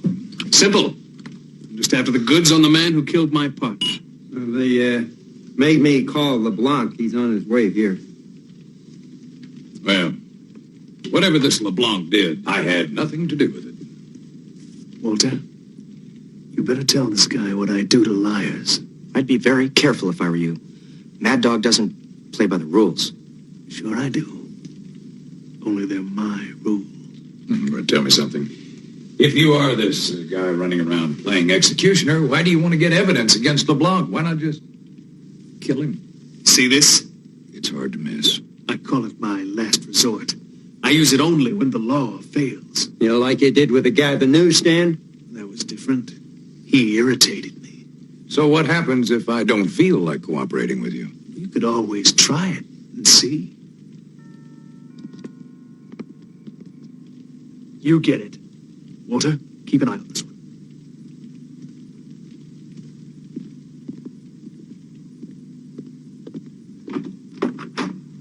Ah, we were expecting you. Welcome to the party. Thank God. I was hoping for once you wouldn't be so damn efficient. What kind of a setup is this anyway? What's going on here? I was about to ask the same question myself. All right, you got what you came for. You're the man who murdered Silvana. You're crazy. You're also responsible for the death of one of the finest men I've ever known. Somebody's been feeding you a lie. This guy hired me to escort Tracy Morgan to his house. He's lying. You apparently don't know who I am. I'm also the last face you're ever going to see. It wasn't my idea, I swear it. This guy hired me. Who hired you? Rafferty. He couldn't get Silvana to sell him his company, so he paid me to off him.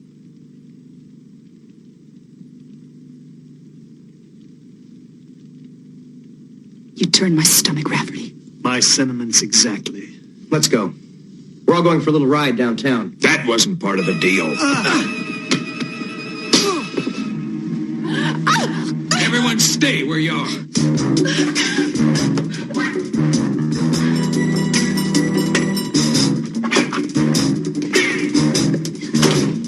Both of you. In that closet. Get in there.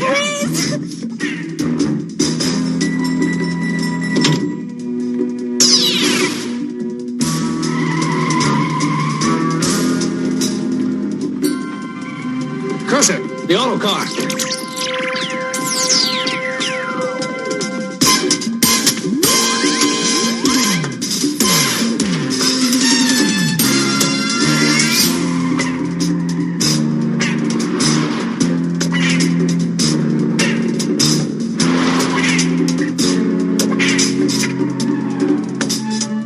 I'm not sure which way they went. I think we need a bird's eye view. Right. Up and away.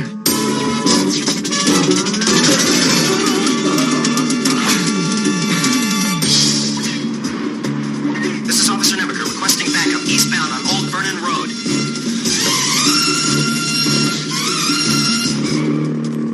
That's him. So it is. How are we going to stop him? We'll see. Going down. Cursor, I think we should celebrate the 4th of July a bit early this year. You've seen lasers. Now I'll show you what a hologram can do. Now, let's light up the night.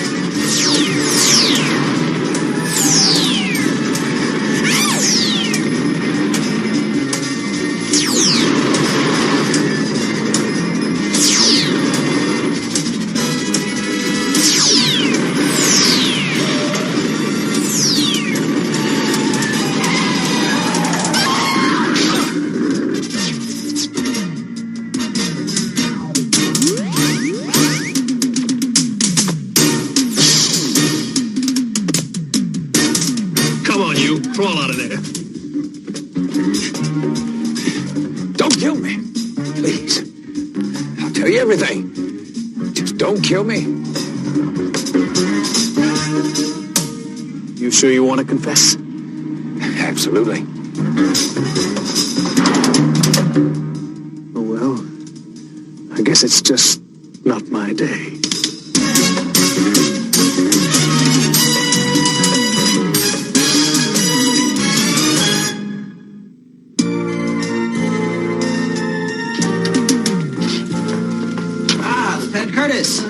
What is it, Joe? Well, I just wanted to offer my congratulations.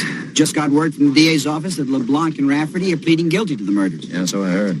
Oh, have you also heard that LeBlanc has decided to stay in jail instead of coming up with a bail? You'd think a man like that would have no trouble coming up with bail. Agreed. Unless, of course, he's afraid to go out into the streets again. Now, what do you suppose that he's afraid of? Or should I say, who? You seem to have all the answers. I'm getting there. Now, if I'm not mistaken, it's you. Something tells me there's more to you than meets the eye. If I were you, I'd make sure I had the facts before I started pointing fingers. One way or the other, I'll get all the facts. And when I do, you better run for cover. Evening, gentlemen. Evening. Mad Dog. I don't like that guy. Come on, don't let him get to you. The important thing is that Nate's killer is behind bars. Jack's right. You two guys did a hell of a job. I want you both to know that. Thanks. Come on, I'd say we had some celebrating to do. Right. Hey, coming? Just as soon as the streets are safe. He's got a real sense of humor. He's kidding, isn't he? Come on. I'll buy you a beer.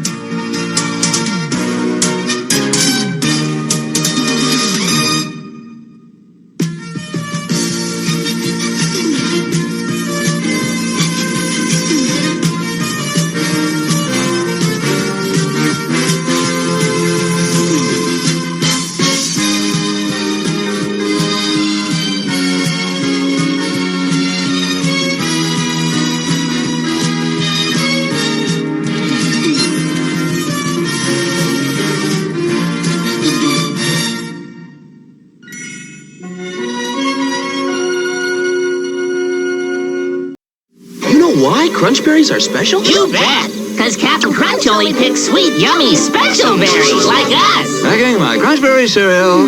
Very delicious! Yay, Crunch Berries! Crunch Berries are a very sweet part of a balanced breakfast. When you got a big taste for bubble gum, you can follow the captain and get yourself some. 2 whole packs that'll blow you away. In peanut butter crunch or Crunch Berries, hey! Rainbow bubble gum, especially marked boxes.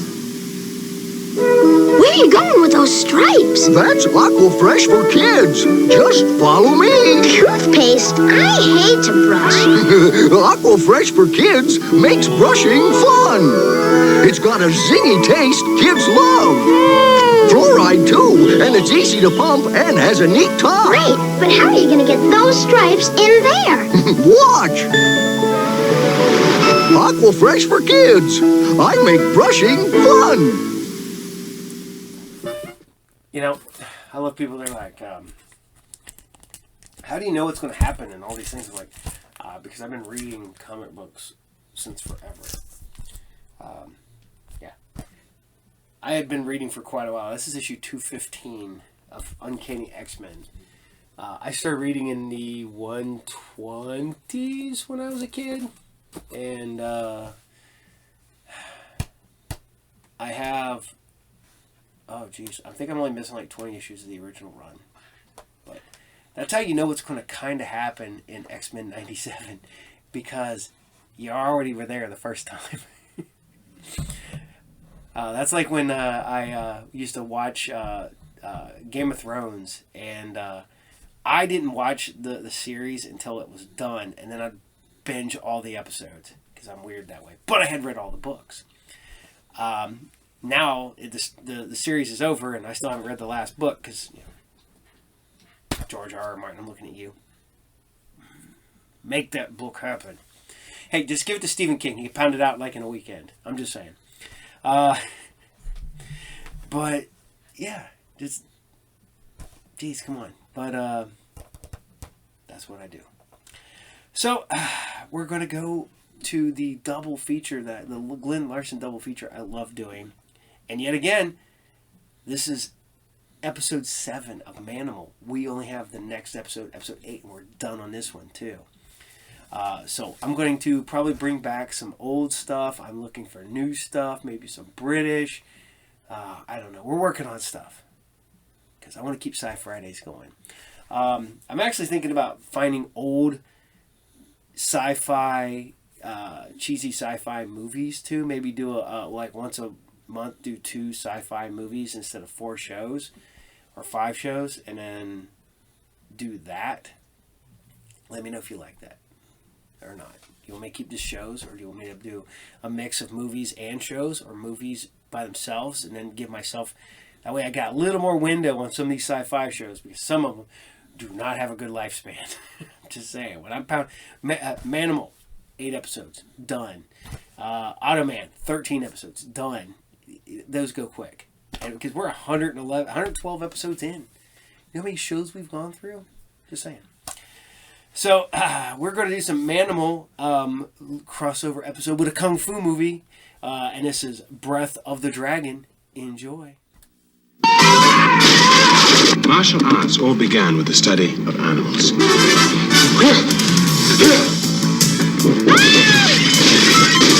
Just one person to stand up and testify, that's all it takes, the rest will follow. I will teach him never to interfere with the dragon. Please, Shifu, do not kill him. Turn your face down. The breath to the dragon. You'll be all right.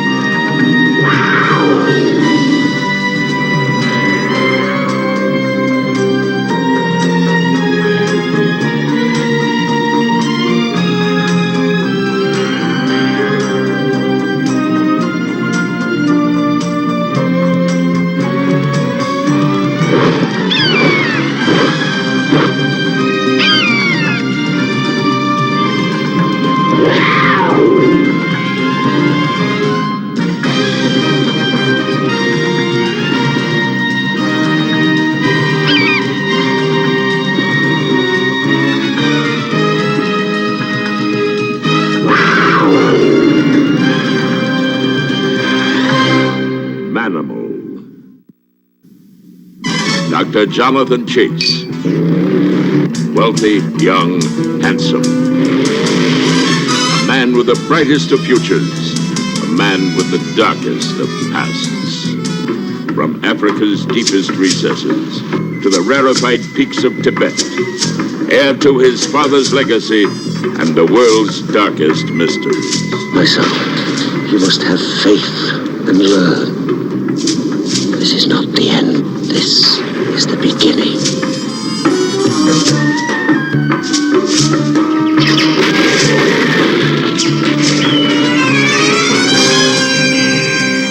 Jonathan Chase, master of the secrets that divide man from animal. Animal from man. Manimal.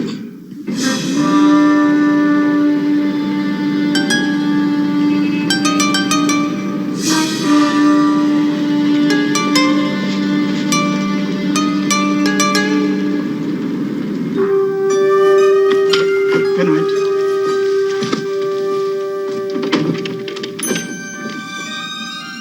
Off the cases, boys, and then you may go.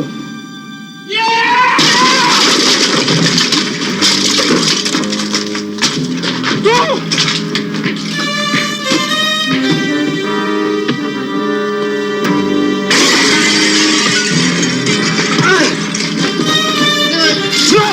Please don't!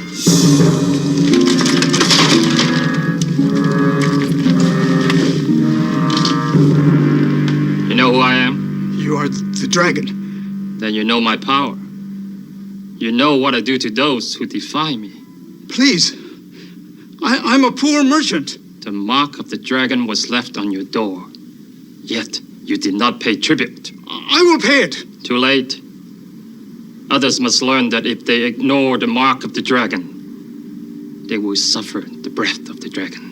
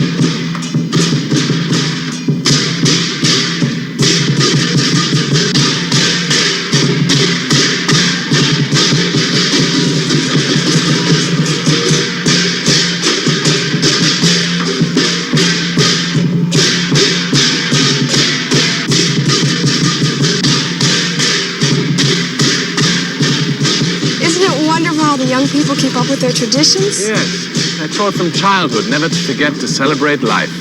Yeah, some people never forget when it's time to celebrate. I think it's time to go and eat. Miss Mackenzie? Professor?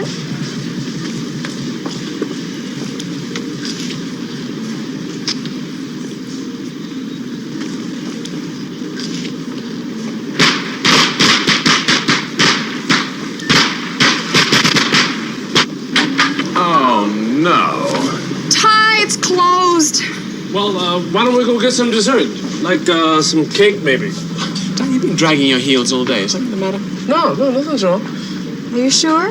Yeah, I'm sure. There's nothing wrong. It's just that today's my birthday and nobody remembered. Oh, it's your birthday today. Yeah, hey, it's no big deal, guys. Good time. Are you sure? Yes, I'm sure. Unless my mother's been lying to me all these years. Well, congratulations. What? It's unlocked. Just a minute.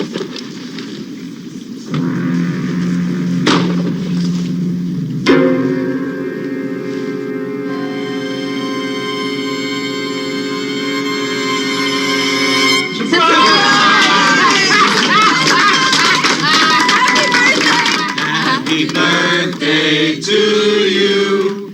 Happy birthday to you. Happy birthday, dear Ty. Happy birthday to you.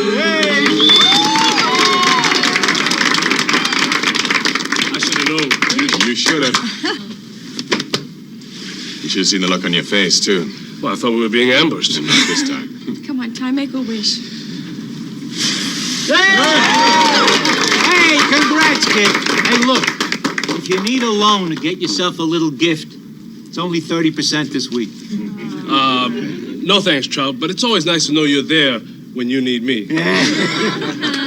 Hey, Shane, come here, girl.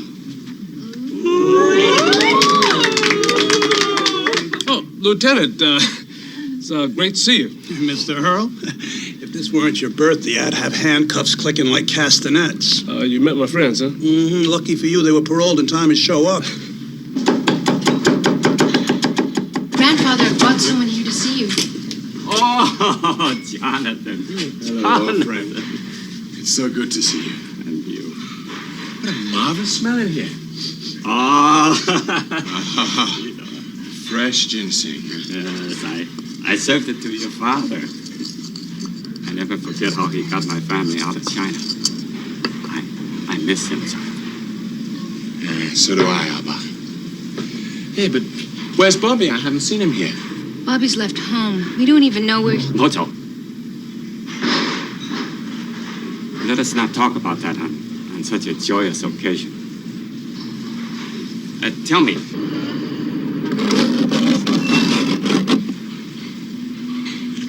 Don't open that door. Maria!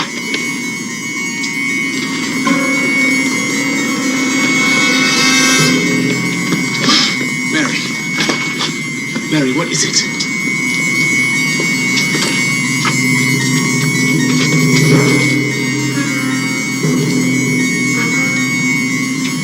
Albach, what's wrong? What do these marks mean? Tell me.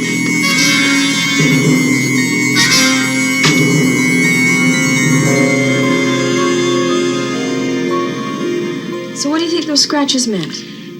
I imagine they symbolize claw marks of some kind, though Mr. Tam was much too afraid to say anything. And, of course, Mary was not about to show disrespect to her grandfather by telling me what she knew either. Yeah. Could you make out who it was that was running away? No.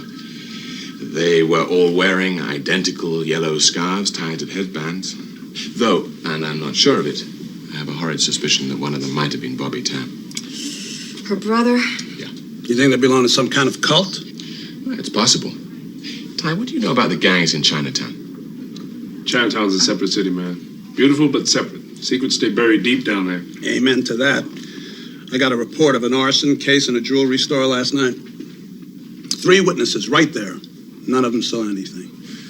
Well, I'm going to talk to Detective Lee in a homicide and see if he can explain the claw marks. That's a good idea.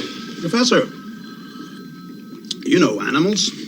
Which ones have 3 claws? Oh, there are several, though there is one that's particularly significant to Chinese law. Which one's that? The dragon. How are you? No, not today.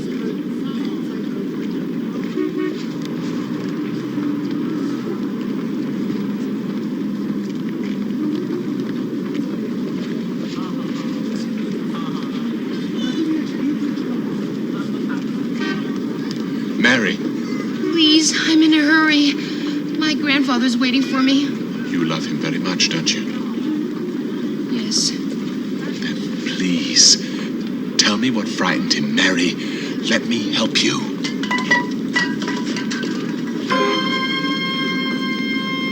I'm sorry, I must go.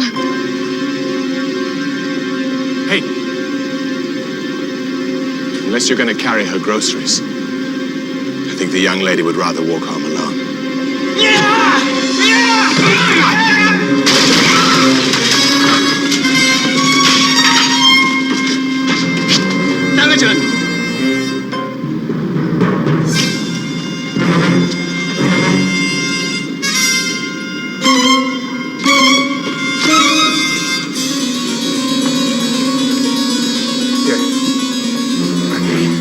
Pay for that. No, you're very kind. Have you seen those boys before? I don't know them. I never saw them before. Thank you.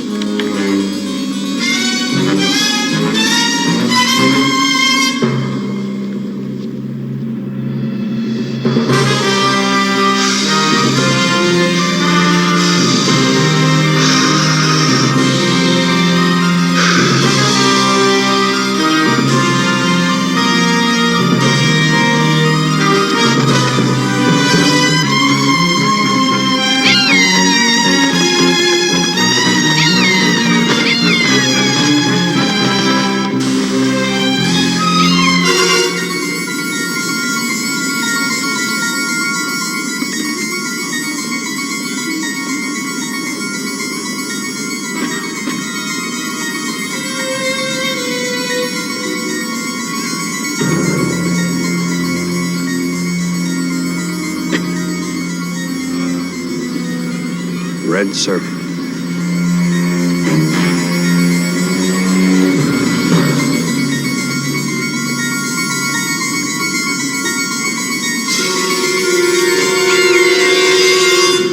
JC, pull over here. What? Why? Yeah, just take a second. It's important. I gotta buy something. You got any money on you? One bag of fortune cookies, please.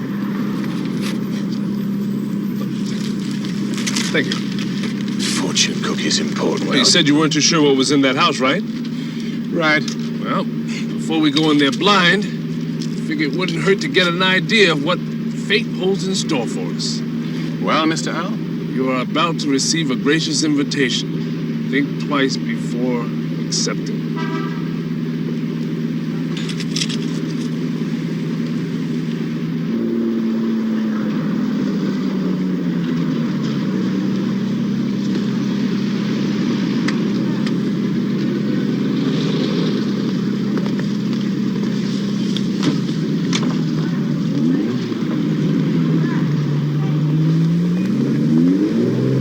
Red Serpent.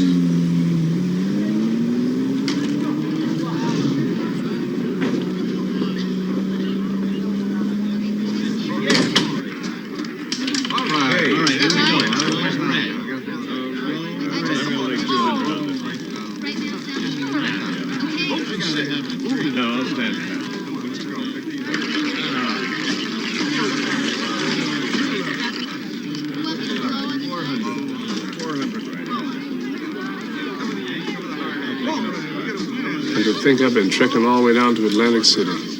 Gambling's legal there. It sure is convenient. Sorry, sir, this is private. Sorry. Another game. One more. Hit me again.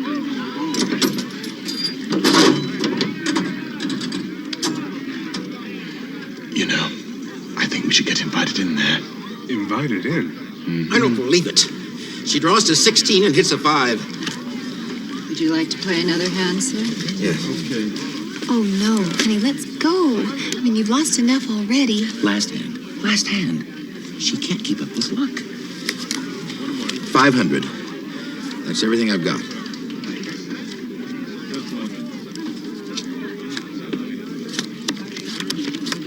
Hit me again.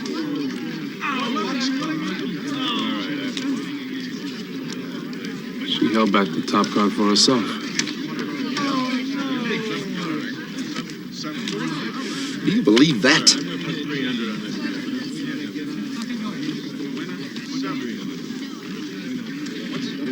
We try and win back what that unfortunate gentleman just lost. Place your bet, sir. Let me see.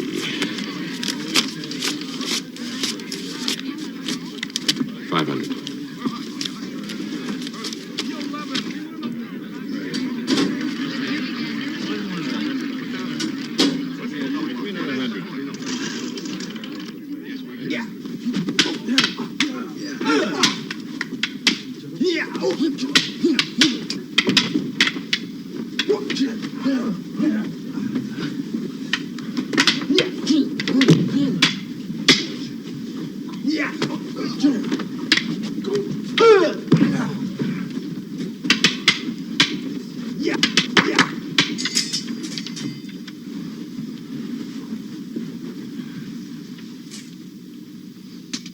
Two of my disciples were humiliated today. Shame before peasants, who will now no longer fear us with the same terror. They have lessened the heat of the dragon's fire by their failure. There's a price for failure, and now they must pay it.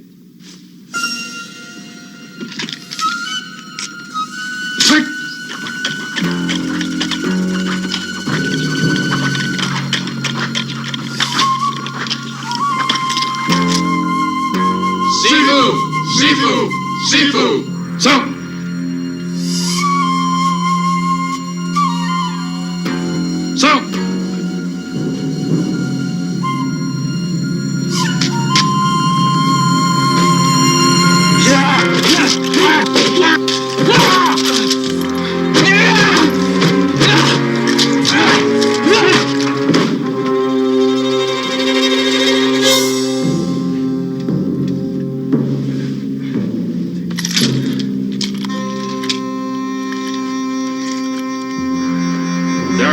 Two classes in this society.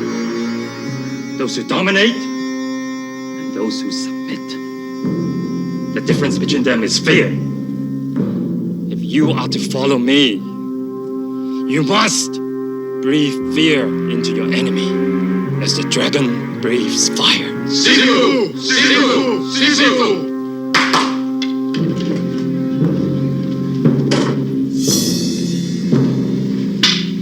There's trouble at table 4.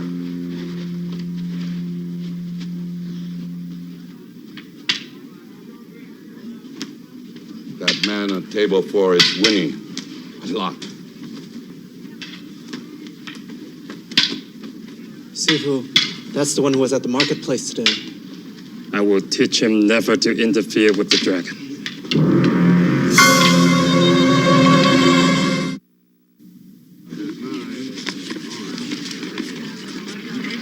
$10,000. Well, let's go for it all. All? I'll see if I can have the house limit taken off for you.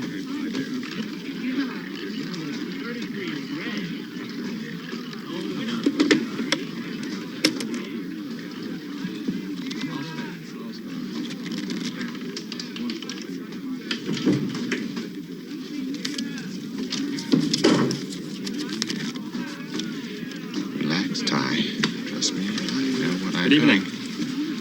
I'm Kwan. All this belongs to me. Well, with a slight exception. That bet exceeds the house limit. Oh, I don't believe in limiting myself, Mr. Kwan. I am rather surprised to find that you do. Deal the gentleman his hand.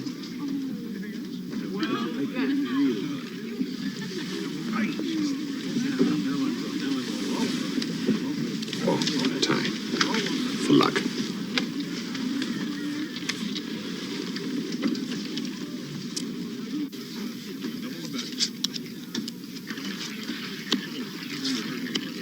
Excuse me. I would like to exercise my option to burn a card. Thank you. I will take that one.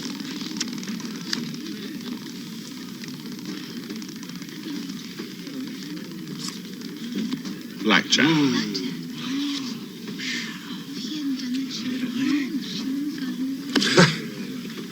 I have never been this lucky. Luck is a fleeting thing. If you do me the honor to come into my office, I'll write you a check for that. It's not safe to carry so much cash on the streets. Oh, you are so right. The streets are full of unscrupulous people.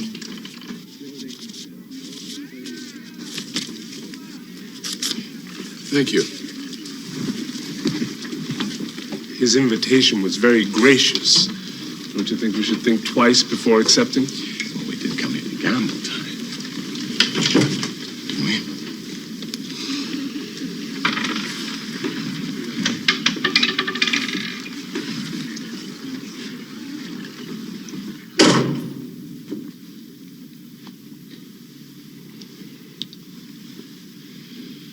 Oh, that's the way the cookie crumbles.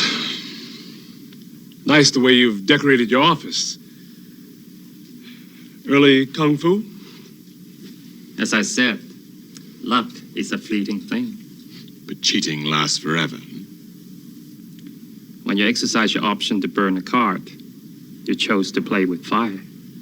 Dragon and fire. My money back, please. Money? Oh, the money. No, the money's not burning a hole in my pocket. Cash the gentleman in.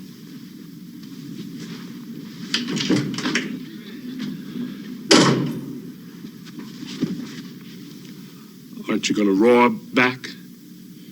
Bobby, we were with your grandfather yesterday. We missed you. You know these two? In my life before Sifu showed me the way. Oh, he's not a master, Bobby. He's a criminal. Prove your loyalty.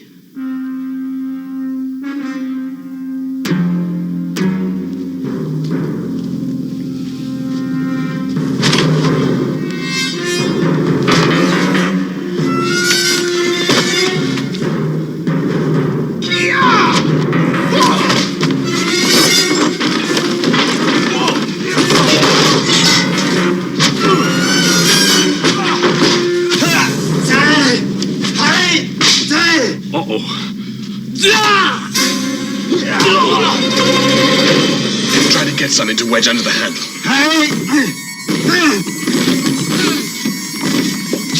It's a storage room. We can't get out. I know. I think they're angry. JC, where are you? JC, whatever you're doing, hurry!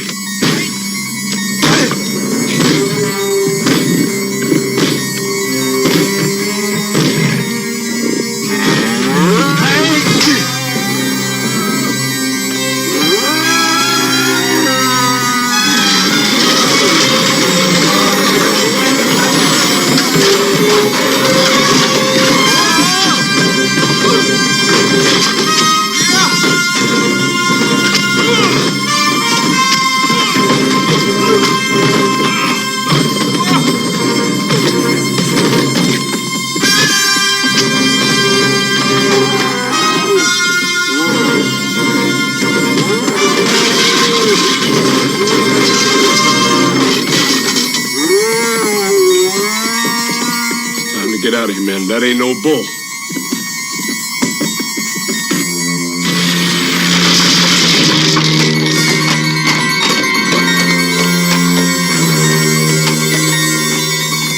I can't believe that Bobby Tam has got himself mixed up with a man like Quan. I've known Bobby since he was 8 years old. I mean, he's a good kid. Yeah, they were all good kids once. They still tried to rearrange our bones. You know, Quan is brainwashing them. He's trying to get them to follow him as a Sifu. Sifu? Yeah, martial arts master. Oh, I thought they were saying seafood, like they wanted to order lobster or something. I think I've got it. Tad, let me see that scarf, please. Thanks. Yep. Take a look at this. Uh-huh. They're identical. This one was a symbol used by a criminal in China known as the Dragon. And wait till you hear this. He would leave claw marks as a warning for people to pay him a tribute of half of their earnings. Seems like he showed in New York. Well, I doubt it. The Dragon died in 1886, and his cult was never heard from again. Well, obviously, our Mr. Quan is trying to resurrect it. But tell me, what happened after he left the claw marks? Well, if the people didn't pay him a tribute, the mark of the dragon was followed by the breath of the dragon. The breath of the dragon? Dragons breathe... Oh, my lord. What? Fire. We must get to Tam's restaurant as quick as possible. I have been very patient with you, Mr. Tam. Now I come to you myself. You are a leader of the community. People follow your example. Pay the tribute, and no harm will come to you. No harm? You have taken my grandson away from his family. You will get nothing from me.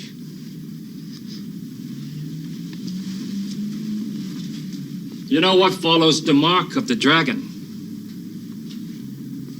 I came to this country to be free. I will not give that up. Then I will set you free from all earthly bonds.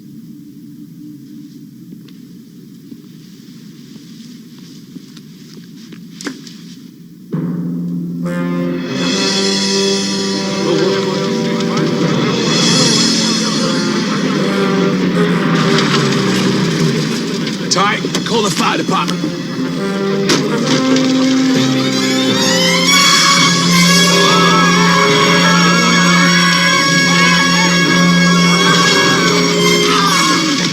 Turn your face down. Turn your face down. Down.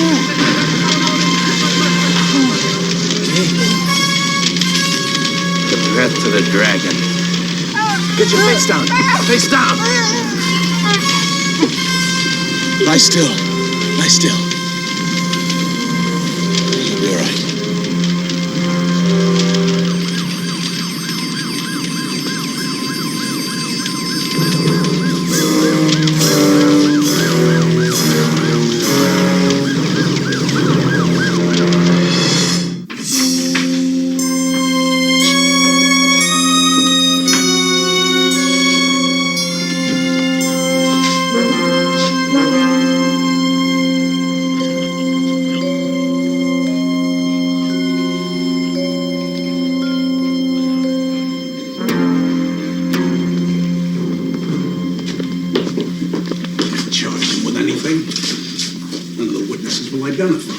He's so damn arrogant.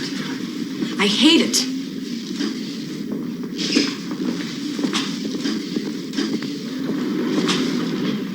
You may instill fear in them, Mr. Kwan, but not in me. Fear protects one from pain.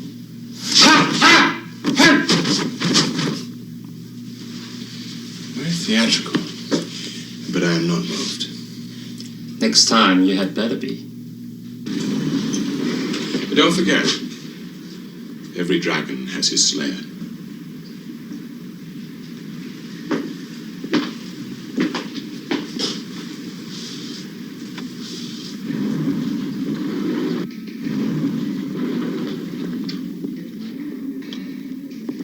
Mary, Mary, come with me, please.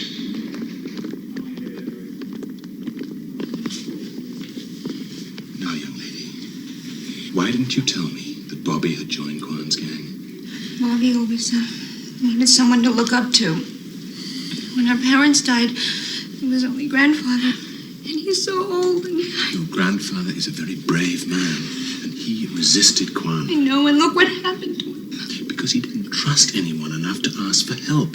One person, Mary, just one person to stand up and testify. That's all it takes, and the rest will follow. You don't understand. He is the dragon, and he just... Oh, Mary, you're too smart to believe that kind of superstition. I know. But Bobby believes in him, and he's with him. And if I defy Kwan, he's going to kill my brother. I'll get Bobby back from Kwan. You can't. He's like a moth drawn to a flame. Even if you take him by force, he's just going to return.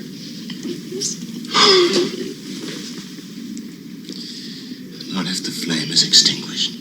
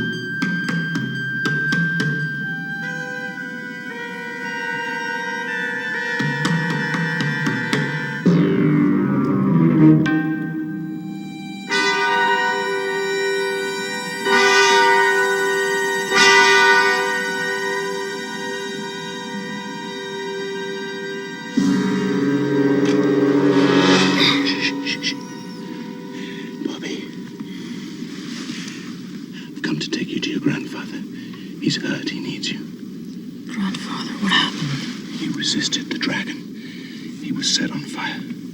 No, that's not true. Then come and see for yourself. You must leave, Professor Chase. If you're found here, they'll kill you. Bobby, only if you leave with me.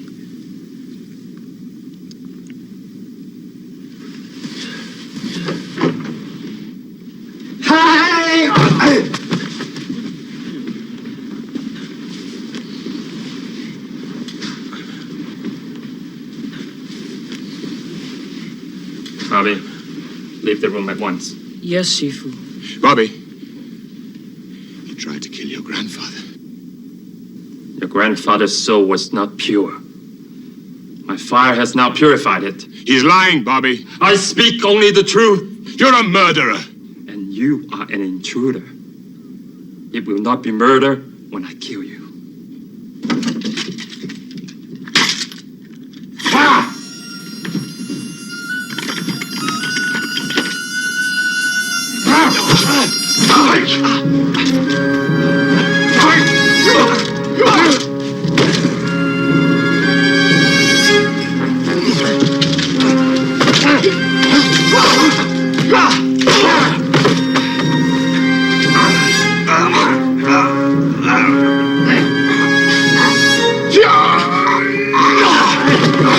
Wait, Sifu, do not kill him. You beg for his life? He is unworthy of death at your hands.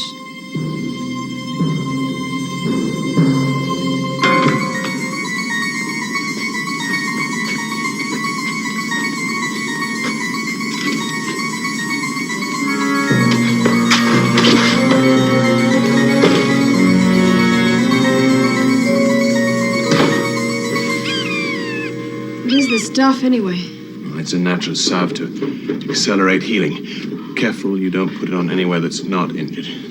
Well, you don't have any place that isn't injured.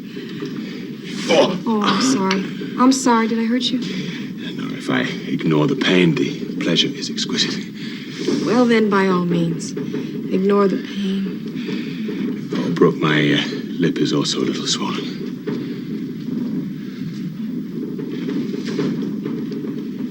Did you play doctor when you were a little boy? Only if I had the right nurse. Is there any place else that hurts? Mary called. She just brought Mr. Tam home from the hospital. The burns are superficial. He's gonna be all right. Thank goodness. We have got to do something to stop Kwan before he squeezes those poor people to death.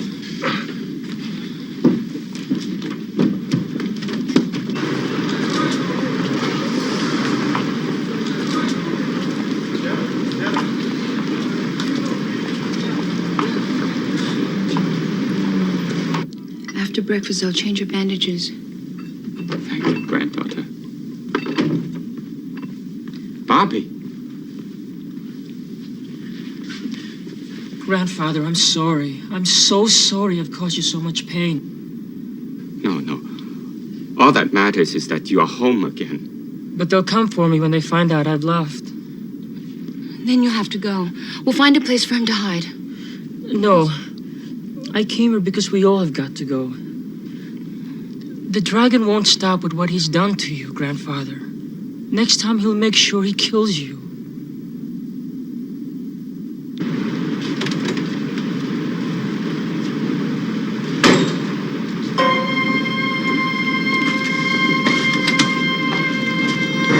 Stop him!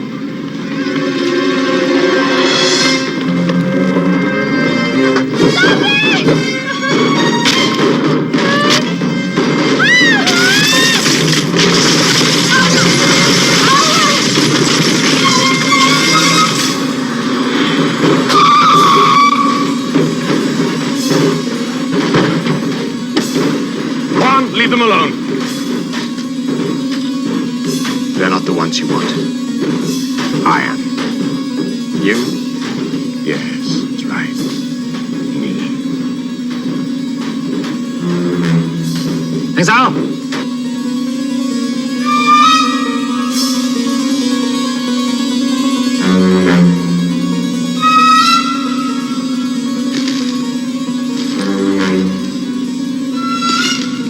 Grandfather, are you all right?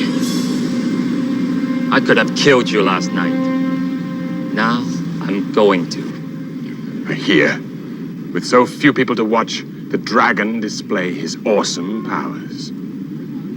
Tomorrow, Quan, a match. You and me, one-on-one in front of all the merchants. I do not have matches against unworthy opponents. Oh, really? You just set fire to innocent people. What's the matter, Quan? You're afraid you might lose in a fair fight.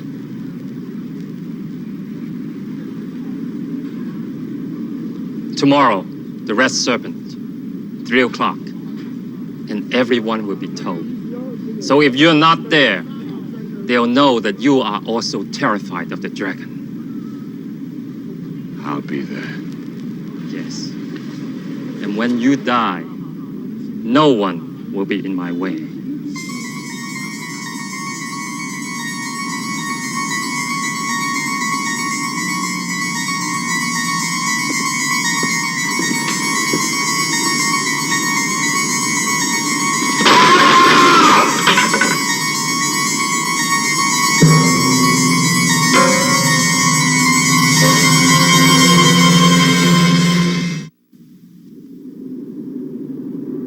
I don't believe, JC. Fighting Quan one-on-one is like running headfirst into a propeller blade.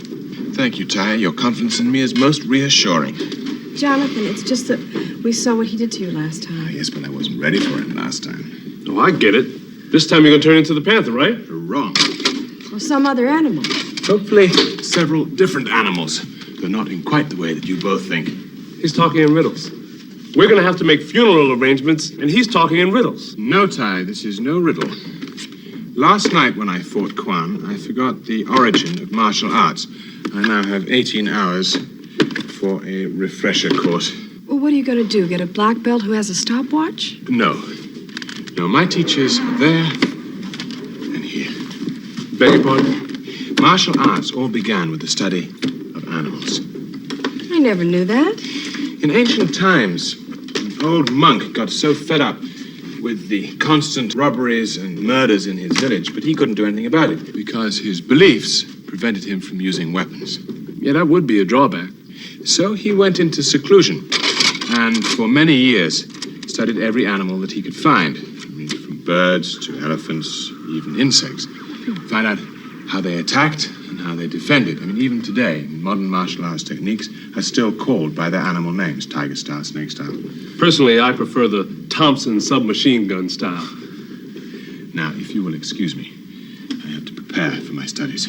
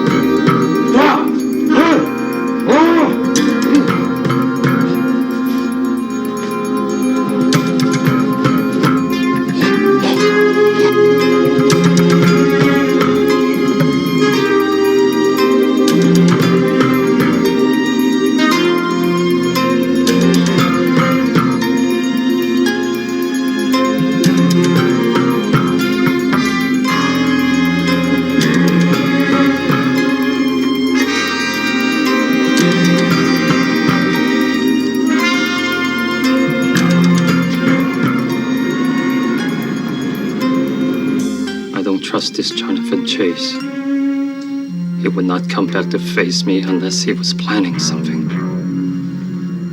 If for some reason I don't kill him, you kill him.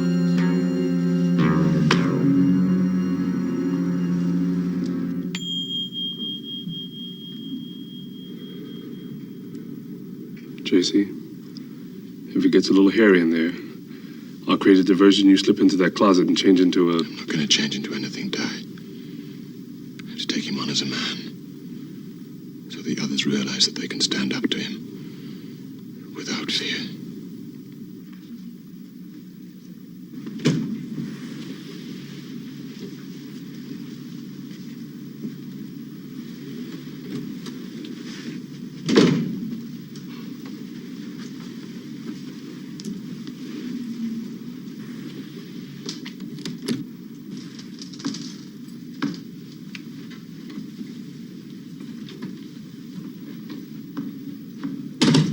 Sifu! Sifu! Sifu!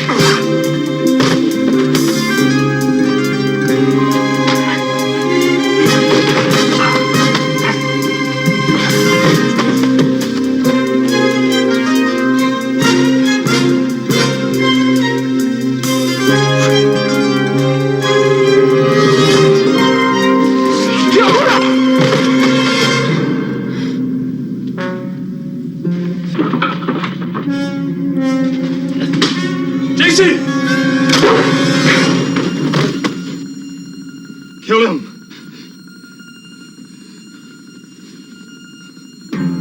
Do as I tell you! It's all over, Quan. You're under arrest. No. I'm still the dragon. No one will testify against me. I will. I'll testify. So will I. And me. He burned my store.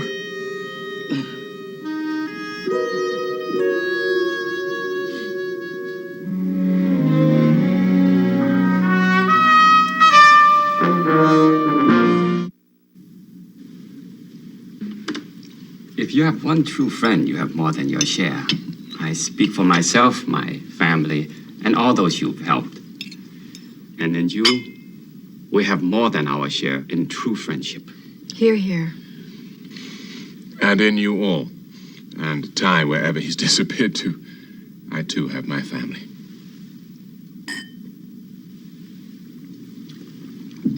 Grandfather, your meeting is in half an hour. Oh, that is right. Thank you, granddaughter. I'm afraid we must go, Jonathan.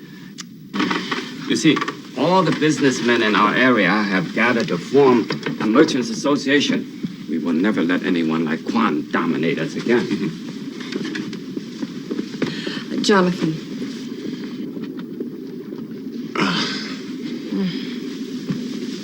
Ty? Shh. I'm meditating. Since when have you started meditating? Ever since I seen what it did for you. I've never been up against what I'm gonna be up against tonight. I've been studying the animals. I'm gonna need quick moves, strength, and endurance. I'll get it.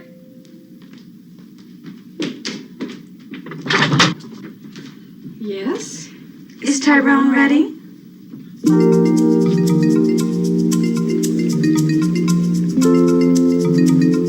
Am I ready?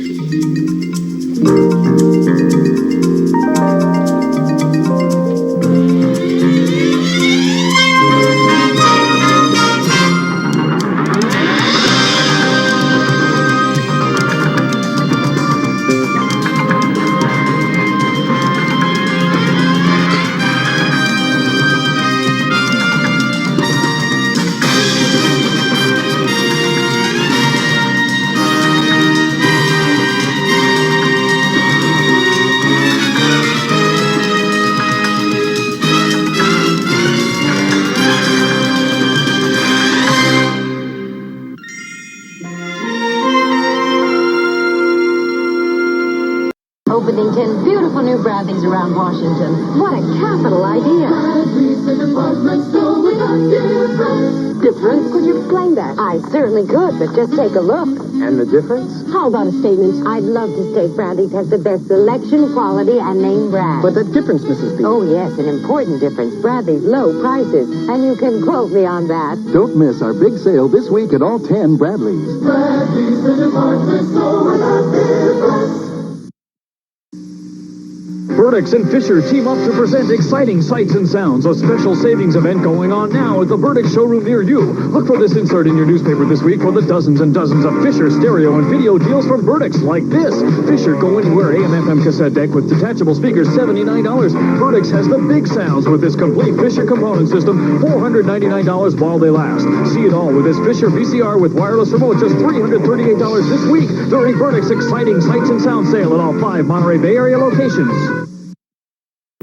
Child World, let's take a look and see. Fashion candy from Mego, complete with Sweetheart Compact. Our price, $6.97. And on sale this week, Shoppers Max Machine Nighthawk. The sound control van, just $13.99. Coleco's head-to-head electronic sports games. One for every major sport, only $29.88 each. And as Peter Panda says, it's so nice to know that prices are low and shopping is friendly and fun. Child World, everything is so cheesy.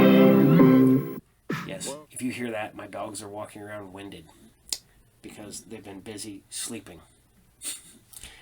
Courage is literally walking around like you're not doing anything. You're walking, laying down. Yeah, that's what I said. Go lay down. Yes, he is Courage the Third, or as I call him, Courage Deterred, because he's the third Courage dog we've had. We had Courage Jr., and then we inherited him, and he was already called Courage, and my mom's like, I want to rename him. I was like, no, he's Courage. I love my little stupid dog.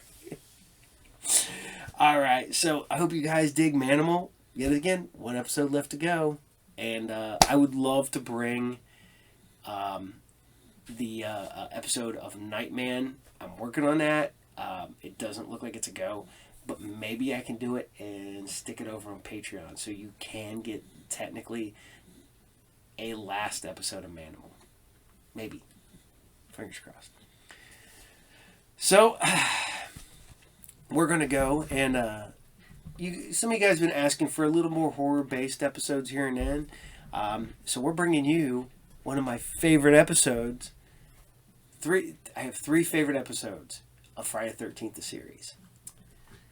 I got the Halloween episode because, Roby is hot, dressed as a sexy witch. This one, because it has comic books in it. And then the next one, because it's a scarecrow. And I love scarecrow horror movies. There's something about them. I absolutely love them. One of my favorite horror movies of all time is Scarecrows. Even the horrible ones, I will watch. I don't know why. Love Scarecrow. Love Bigfoot horror movies, too. I've watched so many of them. And I own so many of them. One day they're going to open up the vault that is the captain's quarters. And they're going to be like, why would anybody buy these horrible movies? And I'm like... And they're going to Tina's going to look at him like, that's just what he does. So this is Friday the 13th, the series. This is episode 10, and this is Tales of the Undead. Enjoy.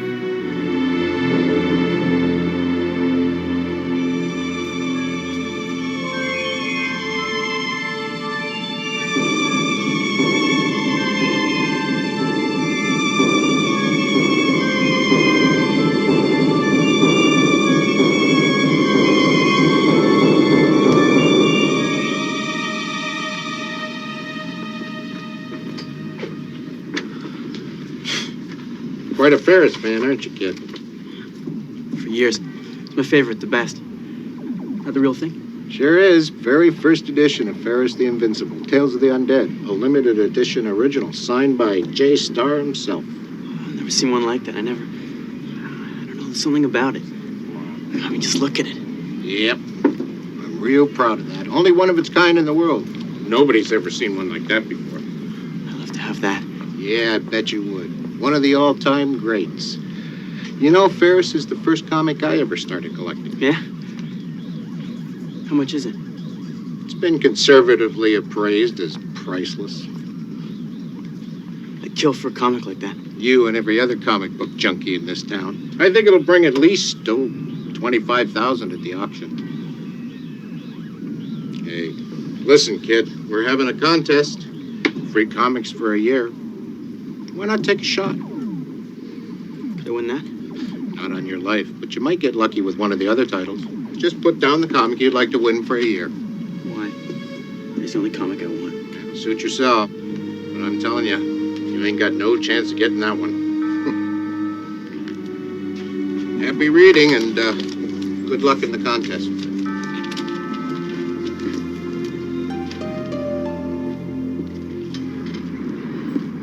Hey, Ryan, how's it going? Yeah, I was getting worried.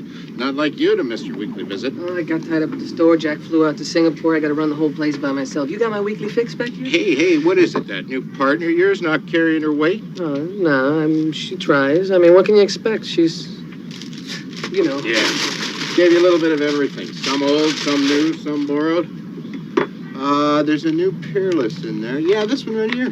This is great. It really doesn't cost me anything to do it this way, I just read them, then sell them at the store. It's a great setup. In fact, I think I'm getting a free education out of this. I should have at least a PhD in comic art. Hey, you want to see something? Come here.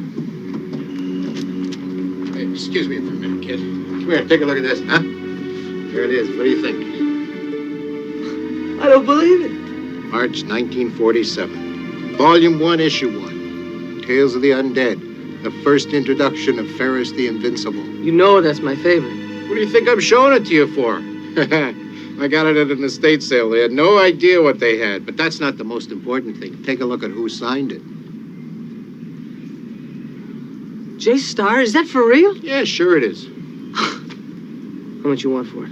Hey, I'm selling it at auction. You know, the big one the Briggs is holding day after tomorrow. Stay right here. I'm gonna go home and bust open my piggy bank. You got that much in your piggy bank? Man, I'm in the wrong business.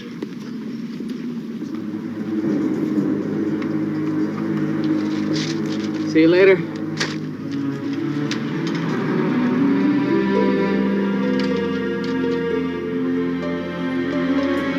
Hey! What the hell do you think you're doing? Damn it, punk! You leave that alone! Let go of me! No! Don't have it! You just bought yourself a lot of trouble, punk. All right, you want it hard? I'm calling the cops.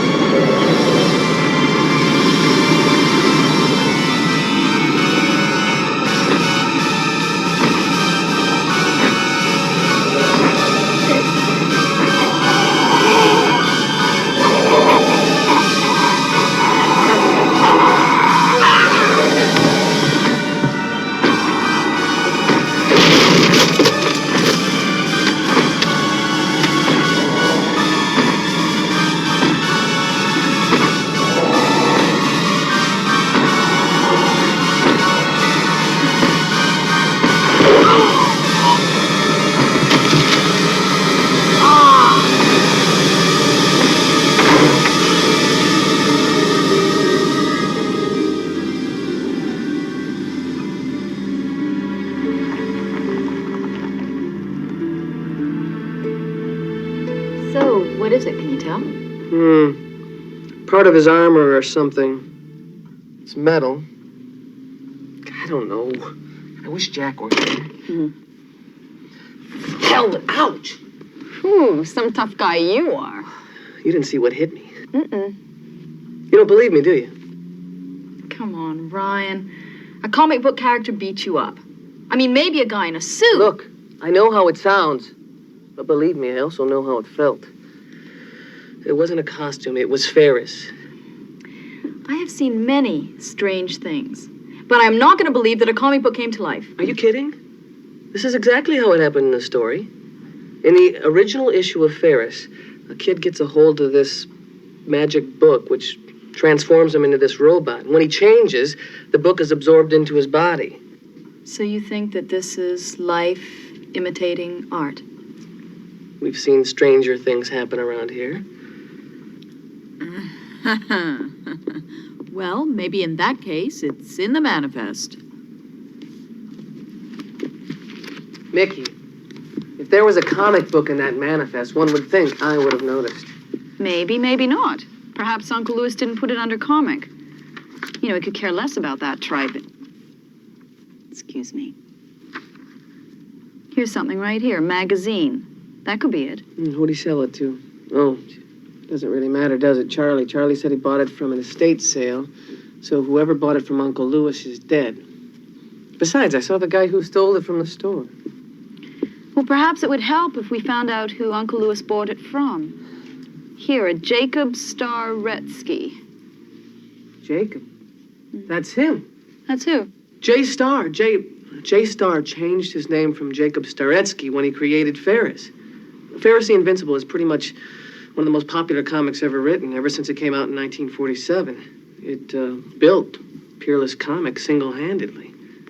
So do you think this Jacob Staretsky is part of that? J Star? Fat chance. It's a pretty sad story, really. See, he created Ferris, then he wrote it for a few years, and then he completely disappeared. He's supposed to have died in poverty, a broken man, after everyone else made millions after... I don't know. This date's pretty recent. There's an address here, even.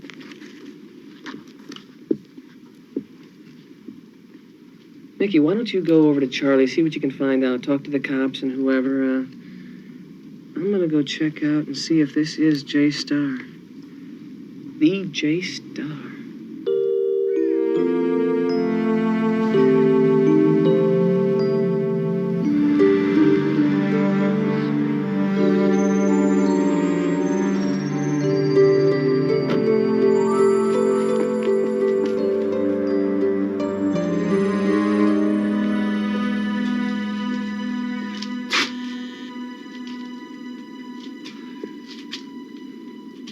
Hello?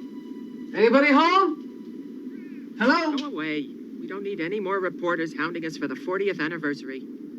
I'm not a reporter. I'm a friend. A fan of Mr. Star's. Well, Mr. Starr doesn't need to see you. Well, look, I just want... Mrs. Forbes. Who's that? No one, just another salesman. I'm a friend, sir. Well, a fan. I've admired your work ever since the day you were Jacob Staritsky. He must be a fan. Let him in, Mrs. Forbes.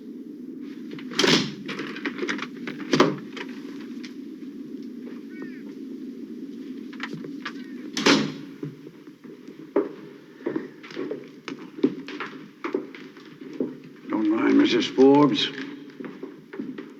She's harmless. Been taking care of me for years. It's hard to find somebody to stay with a worn-out old man, a has-been like me. Oh, Mr. Starr, that's not true. Yes, it is. Don't try to fool an old man, boy. Can't believe I'm sitting here with J Star. Well, it's a name hardly revered in many places. You don't know what your work meant to me. You're the reason I started drawing. Can I get your autograph?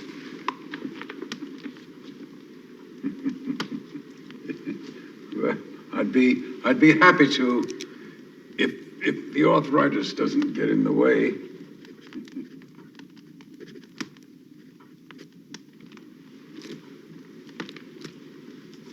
You didn't come all the way out here just to get an autograph.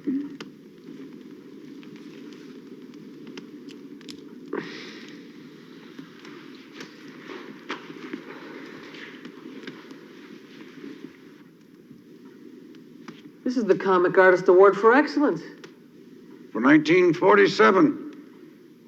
That was for the first issue of Tales of the Undead. The first appearance of Ferris the Invincible.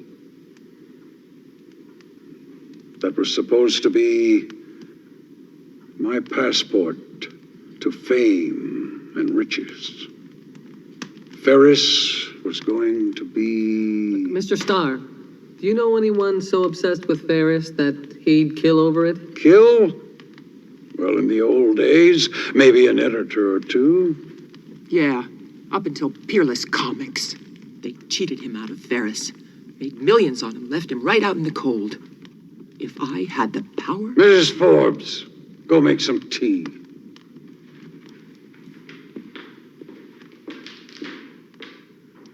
She's right, though. They stole, connived, wriggled their way to the top. The worms always know where the bodies are buried. You remember that, boy. They got everything? Except a few old issues, which I had to sell. And some original art that was never published. Censored scenes, worth quite a lot to some people. I keep them in the basement. Insurance against a cold day. I can't even get down there anymore. Just as well. Pains me to look at them. Must have been some pretty wild scenes to get cut from Ferris. Wild? Ferris was nothing. Nothing compared to some of the things I've seen. Frogs falling from the skies. People bursting into flames. It's a world of cruel miracles.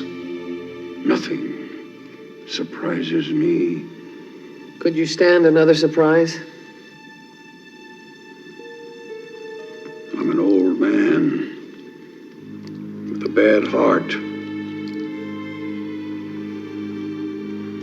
but try me.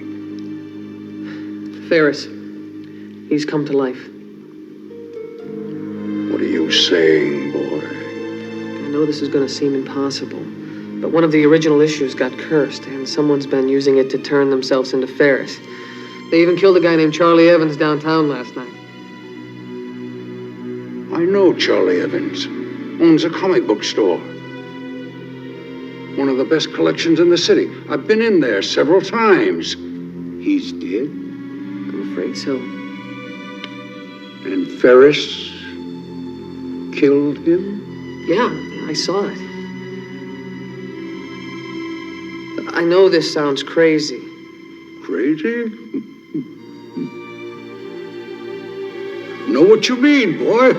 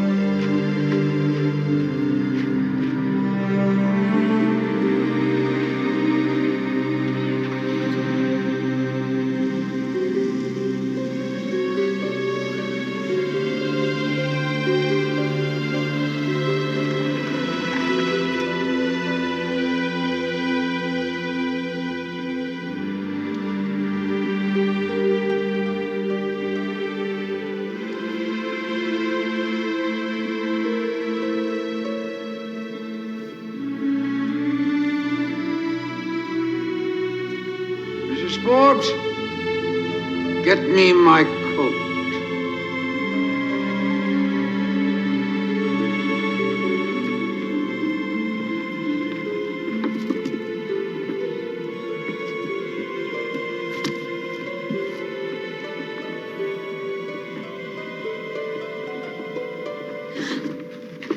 Did I startle you? I'm so sorry.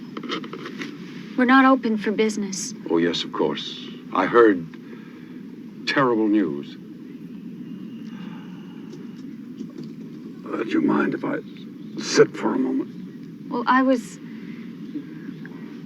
if you have to.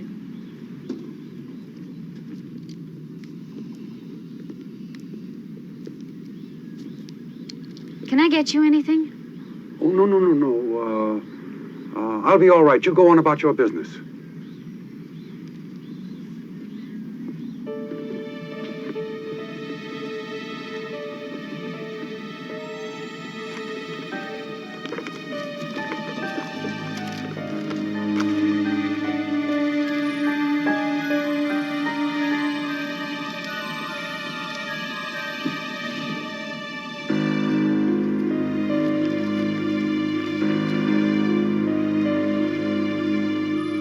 Look, Mr. DiMatteo, you want publicity for Ferris?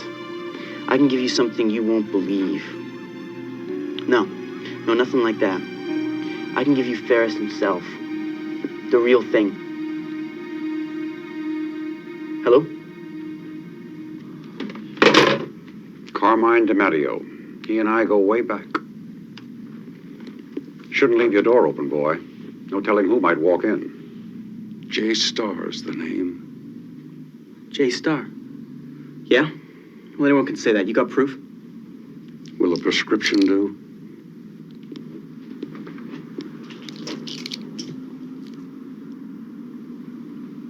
Oh, my gosh.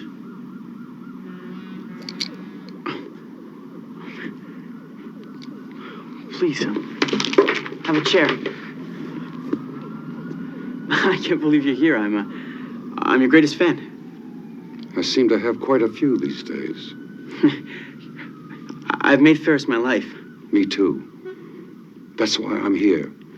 You have something I want. Something I need. As a matter of fact, it was mine to begin with. It was stolen from me. It's mine. I want that comic book. No! No. Please, Mr. Starr, don't make me do something I don't want to do. Don't threaten me, boy. I want that comic. It's not yours! You don't know what I went through for this. Don't worry. going to end up like Charlie.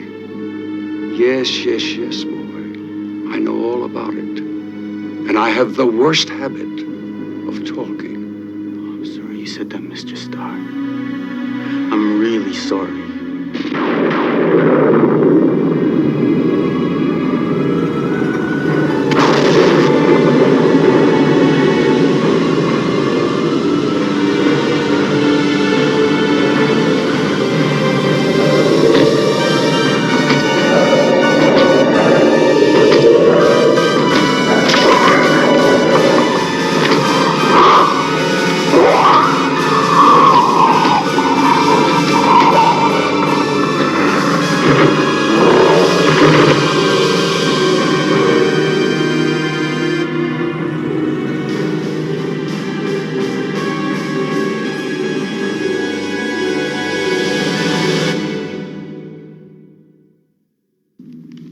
Nothing like the humiliation of being laughed at by your idol. What did you think was going to happen? He was going to thank you? Of all people, I thought Jay Starr would at least believe in the possibility of the supernatural.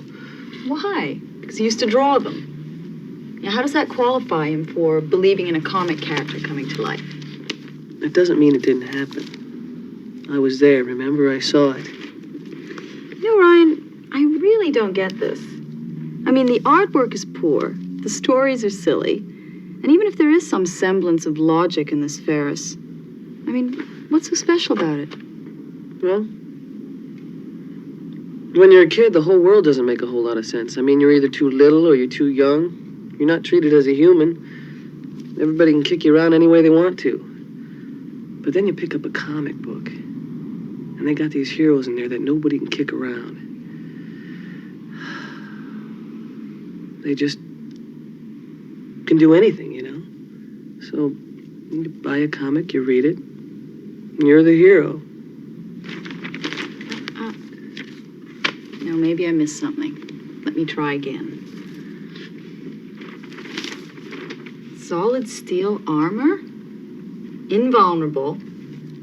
Superhuman strength? My gosh, when we meet up with this character, he's gonna be one tough customer. I think I found him.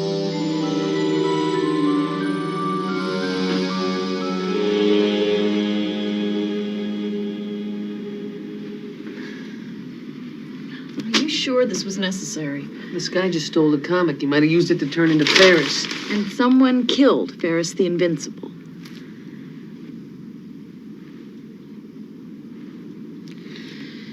Nothing. Dead end.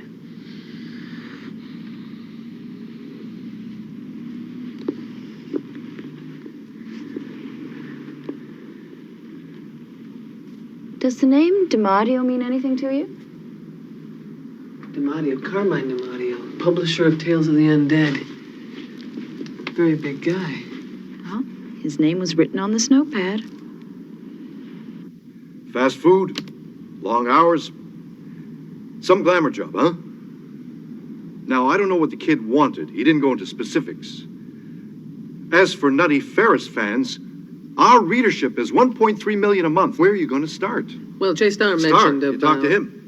And I suppose he told you how my father cheated him out of everything but his shirt with Ferris, huh? There are two sides to every story.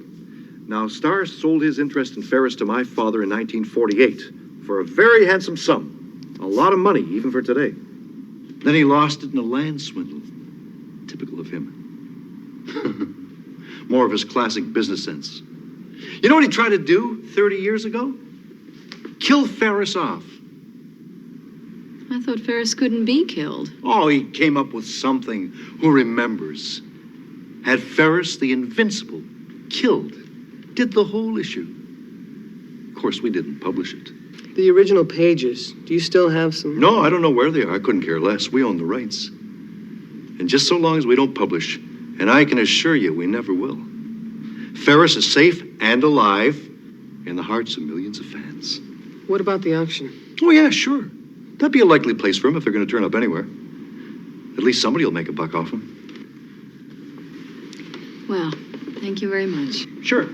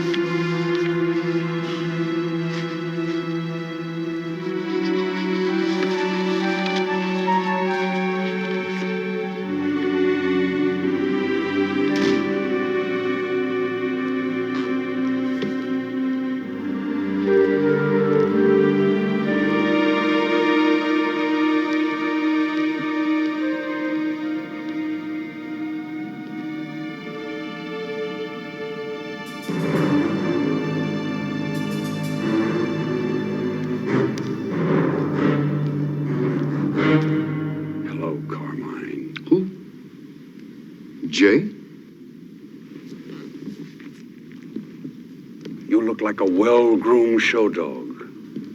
Life been good? Yourself? Can't complain. I meant to drop you a line when Mary... that's water over the dam. I'm here to stake a claim, Carmine. A claim to what's... That picture. Where did you get it? Oh, that? Well, I bought it a couple... The hell you bought it? It's mine. It's from my basement, and I never sold it. Now, Jay, relax yourself. You want it? It's yours. You stole it! Like everything else in my life. Well, I'm going to get it all back. Relax, don't get excited. Remember your health. I've learned a new trick, Carmine. One you can't steal.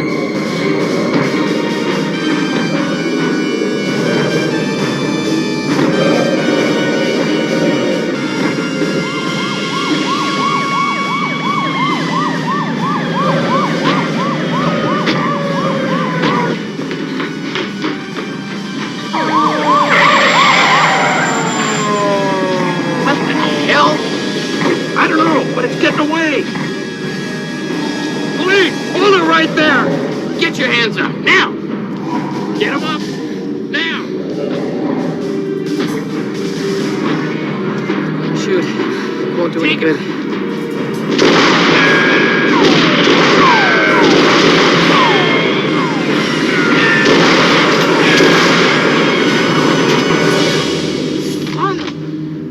Can't be.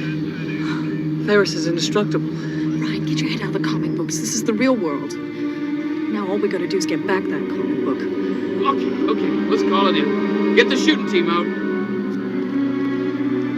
Come on, let's go before the police find us. But he's invincible. He can't be killed.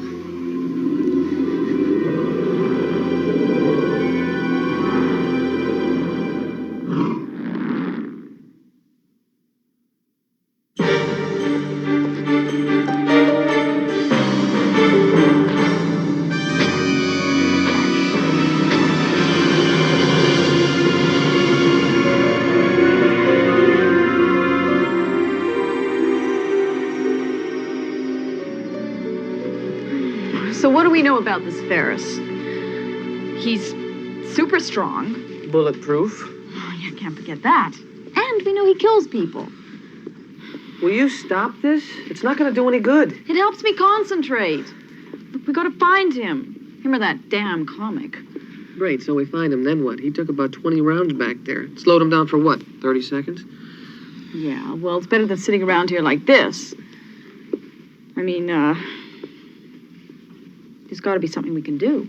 There is. I just haven't thought of it yet. Give me a couple of minutes. You haven't got a couple of minutes. We haven't got any time at all. I mean, this thing is out there killing people. You're the expert. What can we do? I was thinking about what Carmine DiMatteo said at his office. You mean the thing about The comic where Ferris gets killed? Yeah, but that's completely lost. No one knows where it is. What are we going to do, knock on doors? No, there's an easier way. How? When you need water, go to the well. What the hell does that mean? Go to the source. Star?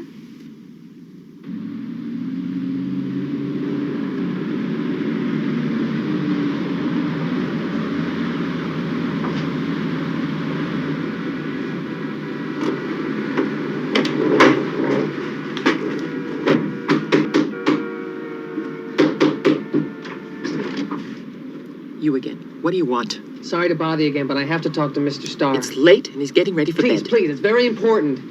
It will only take a little bit of his time. I'm afraid that's out of the question. Who is it? It's that young man who was here earlier. Tell him to go away. I can't see him now. I saw Ferris again! Let him in.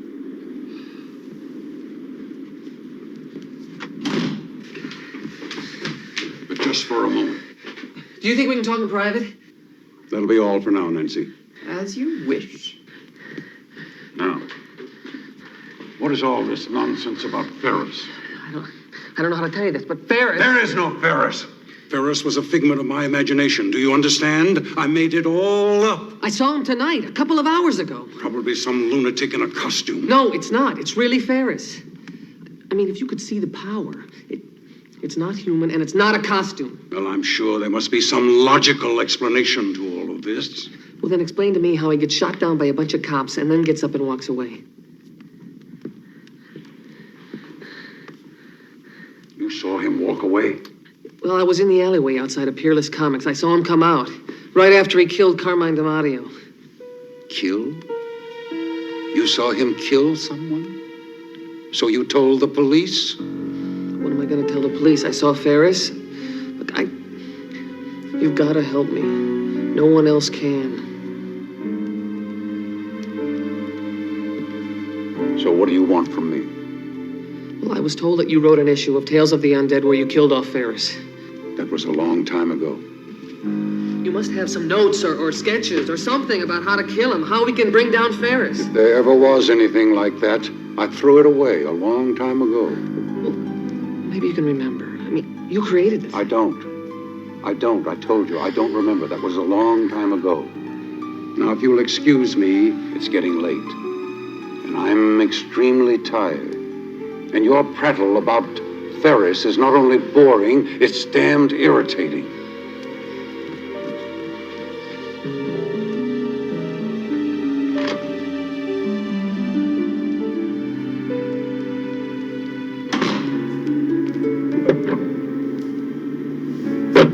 That's a waste of time. He says he forgot. Look, maybe he really doesn't want anybody to know the secret, or maybe he has forgotten. At any rate, we can still check the auction gallery. It might turn up.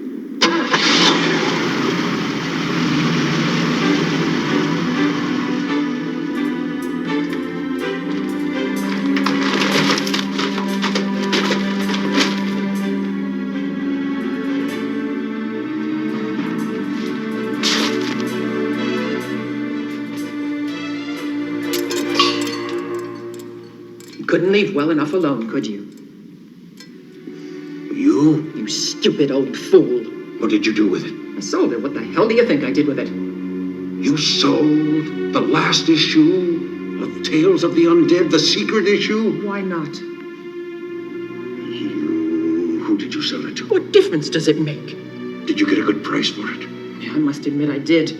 Your work brings in a chunk of cash. It's worth a fortune just sitting over there gathering dust. You've ruined everything. You don't think I cared for you and stuck around here all these years because I loved you? You didn't really think that, did you? No, I guess not. Where are you going? To back. You don't have to go if you don't want to. What? Do you mean that? Well, who else am I going to find to take care of a crotchety old fool like me? I would like to know who you sold it to, though. Well, it was a dealer named Ted Haley said he bought it for the auction. Well, I hope he gets a good price for it. I'm sorry. I never kept any of it for myself, you know?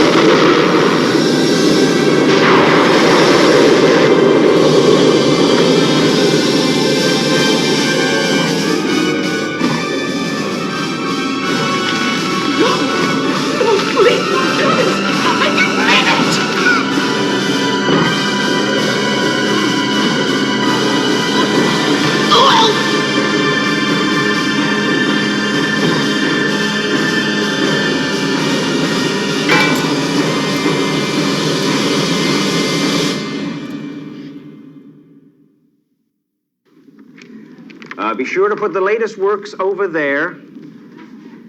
I'm sorry, sir. The auction isn't until tomorrow. Oh. Is this everything? No, there's still a few items outstanding. We're looking for one in particular. Which one's that? Mr. Starr's unpublished folio, the one where he kills off Ferris. Oh, yes. You're a fan. Yeah. That hasn't come in yet. It should be here any minute. But it is on the list. Yes, indeed it is. And I expected to raise the highest price of any item here. It's just that the owner hasn't brought it in yet. I expect he's waiting to the last minute to have it delivered. Do you know who the owner is? I'm afraid that information is confidential. No, hang it over there.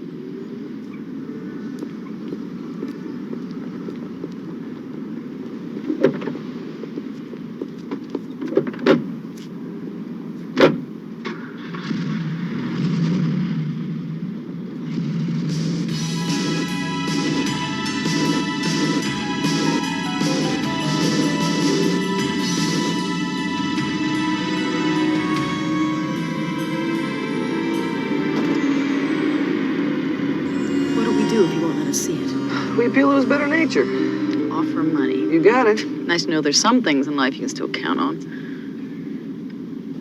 Ryan, that car over there. Something's... So? Somebody's making out. Leave him alone. I don't think so. Something doesn't seem right.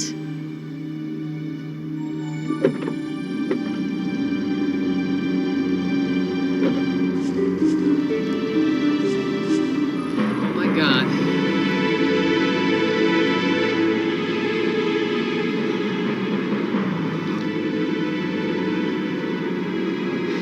Ted Haley. See if it's here. Check out the comics. I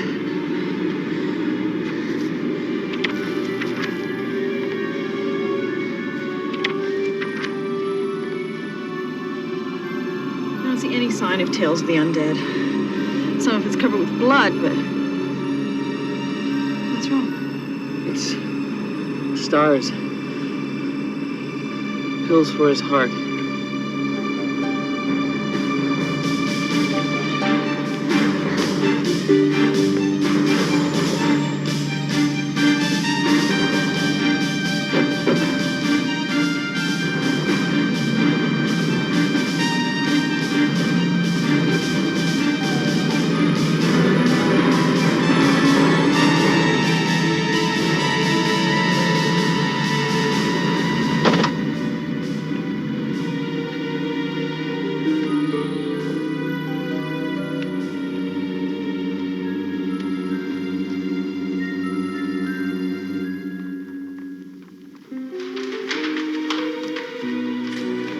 Burn it. Yeah, and if he does, we'll never find out how to destroy Ferris. Who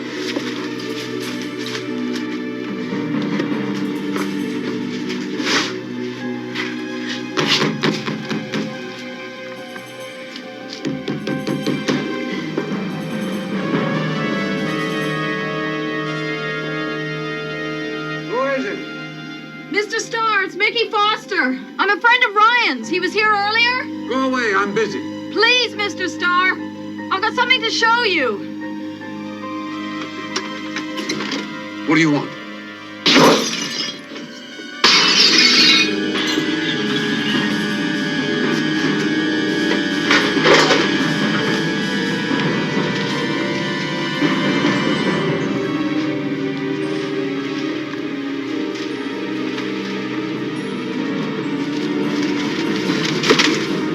Now, what do you want?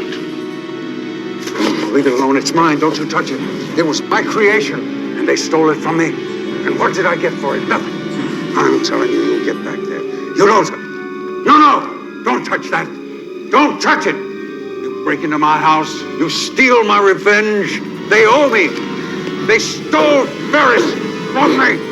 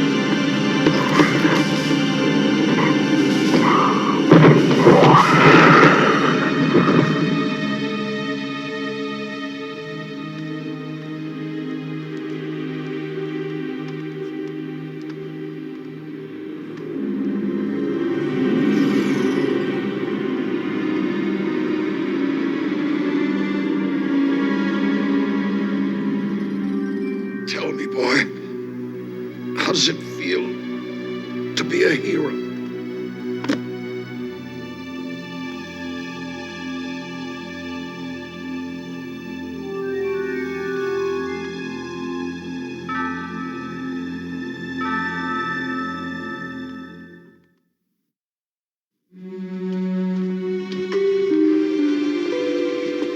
Ryan, have you got number 17? In there. I just want to see what happens. There's a comic arts festival at the art gallery next month. I've had enough of comics for a while, okay? Fine, if that's the way you want it.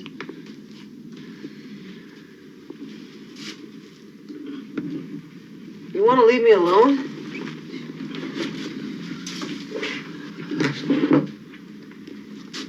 Look, if it makes any difference, I'm sorry about what happened. Yeah.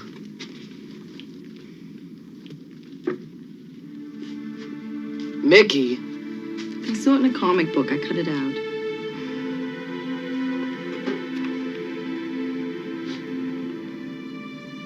You know, when I was a kid, he was all I ever really wanted to be. I didn't want to be a hero. I just wanted to be an artist. I used to copy his drawings. Did I ever show you any of my drawings? What, is this a line? Want to come upstairs and see my etchings? No, I'm much more sophisticated than that. Oh, right. No, really, besides, I never understood what was so great about etchings. Now, number one, Spider-Man. That's something.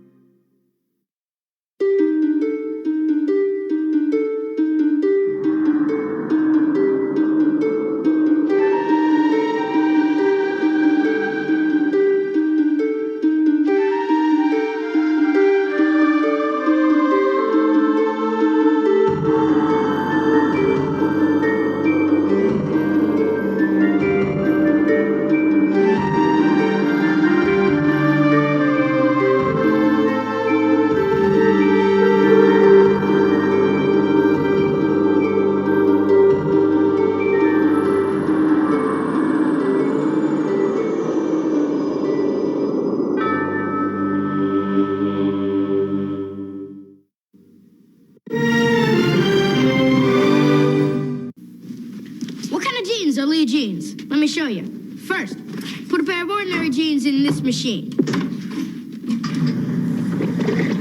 Now, I'll put a pair of Lee jeans in an identical machine.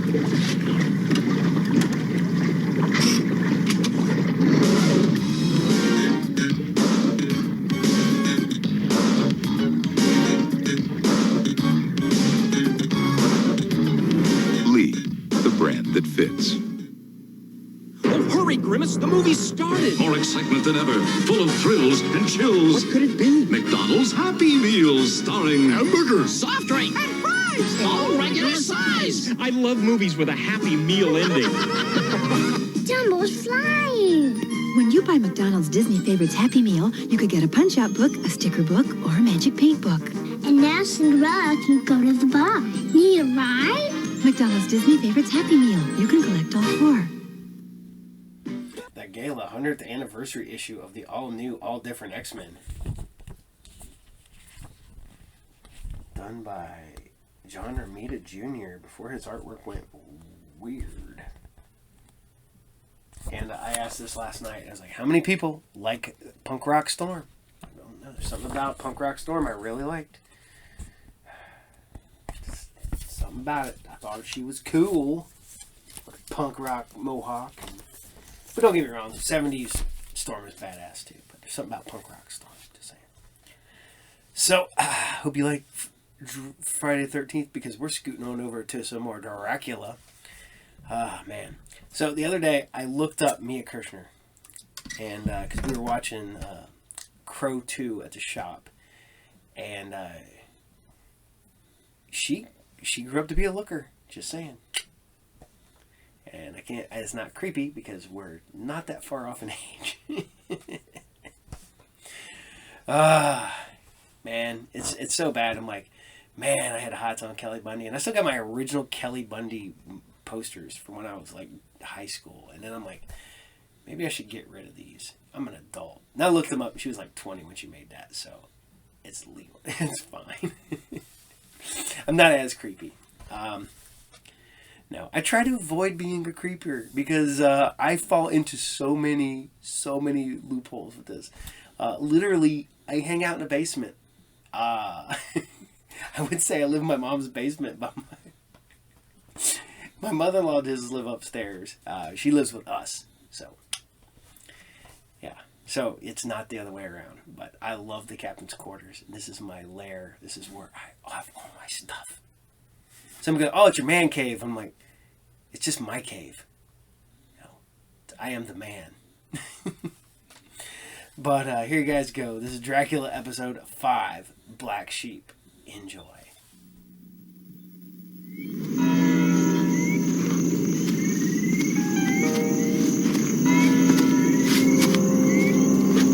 Amelia, my dear wife, what can I say to apologize to you?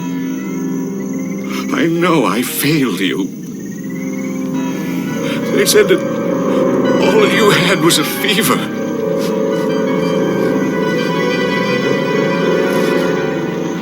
I know you can hear me, Amelia. You're waiting for Klaus to release you so you can become a vampire like him. I won't allow it. I'll stop him.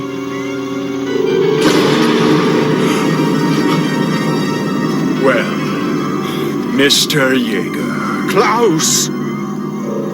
I thought you would have had enough of this place after poor Amelia's burial today. She can't come to you as long as the wild rose branches are on the grave. If she were in her grave, of course. You see, Amelia was very anxious to be with her own kind. You're too late, Mr. Jaeger. You're guarding an empty grave.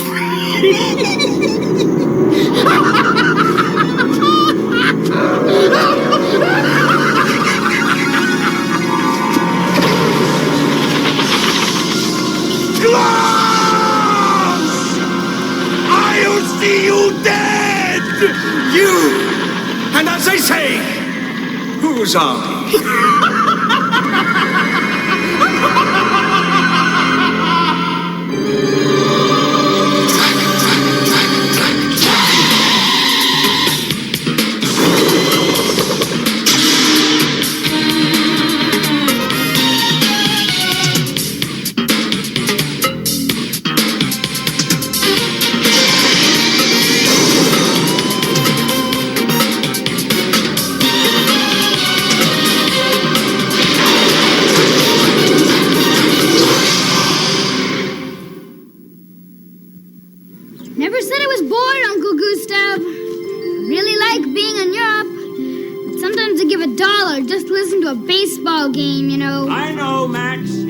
culture shock.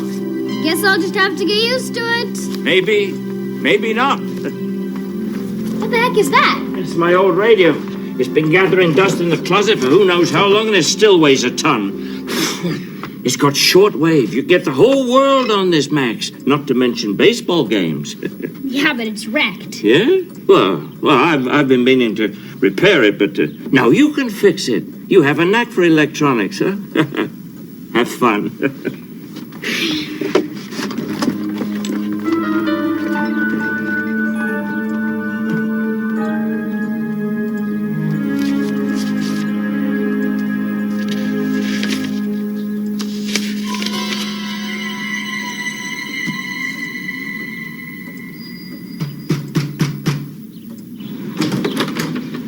Yes?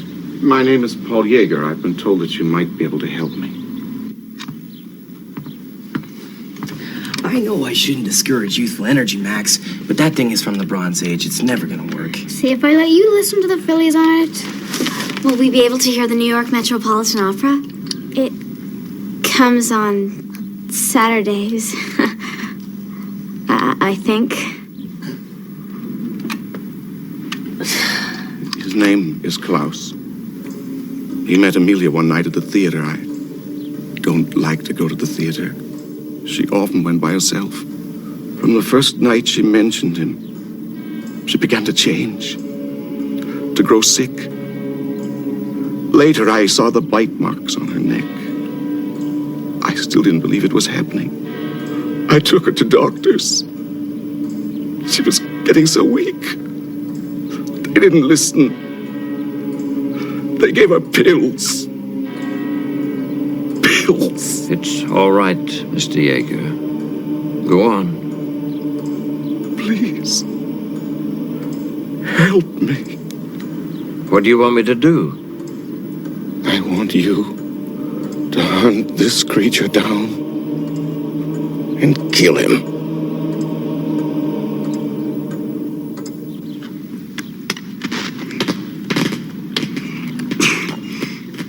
If it electrocutes you, can I have your allowance?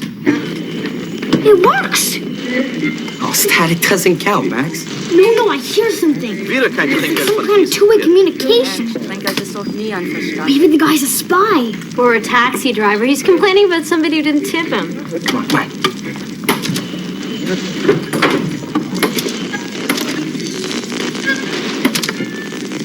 You'll forgive me, Mr. Yeager, but killing a vampire is no easy task. They have a nasty habit of fighting back. I'm a retired army officer, Mr. Helsing. I know my way around weapons. I can obtain anything you need to kill Klaus. I'll pay you. I'm not a hitman, Mr. Yeager. My answer is no. I have been told that you help people. I'm sorry to be mistaken.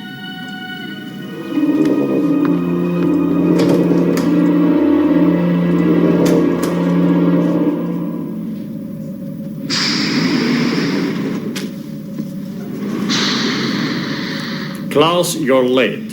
I was delayed. You mean you were out raiding the countryside again against my specific orders? Missing persons everywhere. A disturbing rash of homicides. You wouldn't know anything about that, would you, Klaus? What if I did? You're always telling me about the good old days when you used to terrorize the countryside. Klaus, I know what it is to be young and enthusiastic, but we must have discipline. Things matter now. To whom?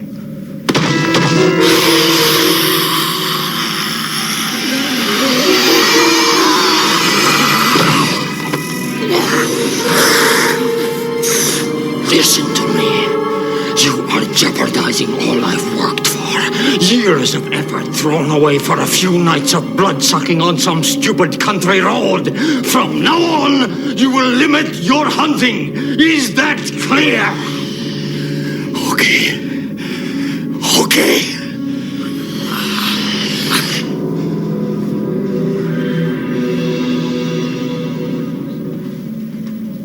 Good. Now then, what did the bank say? The money's ready. $1 million in cash. I'll contact the Environment Minister's assistant about delivery tomorrow. Personally, I think the price is too high. Then think harder. It's nothing compared to the fortune we'll save by killing that pollution bill. Call me when you've made contact.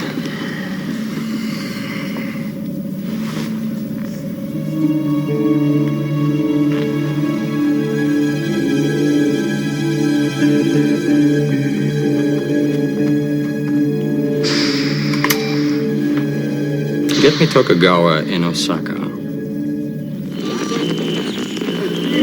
Come on. All game. Farm report. Anything.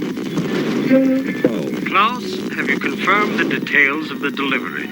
Yes, Alexander. Oh, man. I'll rendezvous with the minister's assistant tonight. Where? In the market district on the old bridge. Fine. And Klaus, after the rendezvous, come straight home. No detours, no excuses.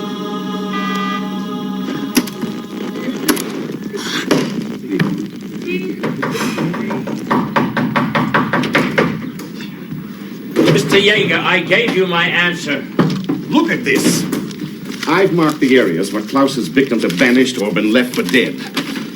He's been attacking in a geometric pattern, a pentacle, and here at the upper left point of the star. What about it? Klaus will strike his next victim there to complete the pattern. It's a game with him. Where is this? I bet it's in the market district, near an old bridge. Well, he's right. How did he know? Please, Max, get back upstairs. But I just heard you-know-who talking with that Klaus guy on the radio. There's a rendezvous tonight. Get upstairs, Max. Like you, Mr. Yeager, Max wants to find intrigue and patterns everywhere. And so, like you, he does. If you won't kill Klaus for me, I'll do it myself. I've got a surprise for that monster.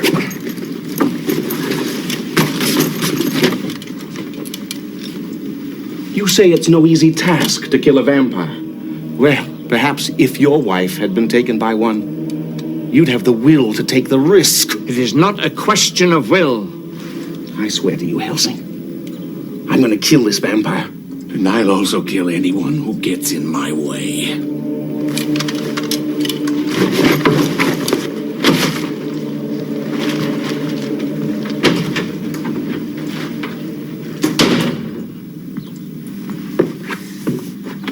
I heard him say he's gonna get a vampire. Shouldn't we help? No.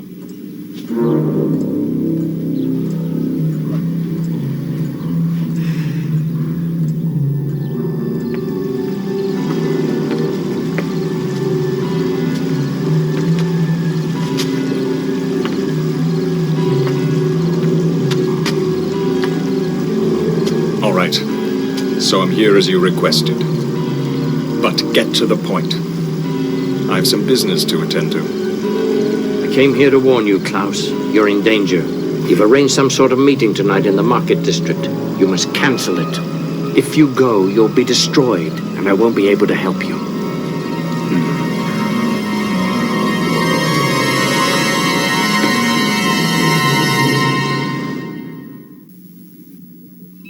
Look, I picked up Lucar on his cellular phone, okay? I did. Yeah, right. Look, I'll prove it to you. Okay. This is how I had it. Well, here we are with the Phillies trailing 2-0 at the bottom of the third with a chance to come back. Yes! Way to go, Slugger. There must have been a security breach, possibly on this line. I thought your cellular phones were secure. Ha! What do you say now, guys? Nothing is secure, Klaus. I'll tell you what. Until we can set up another rendezvous with the minister's assistant, we'll leave the money with the general. Who?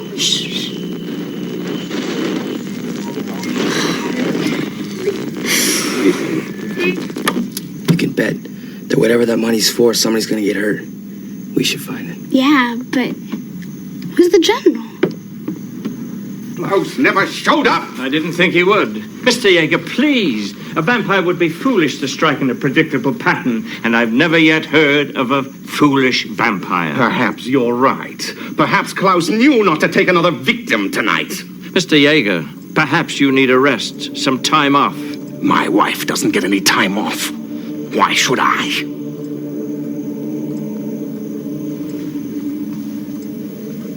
I'm warning you, Helsing. If you're protecting the vampire that took Amelia from me, I'll kill you.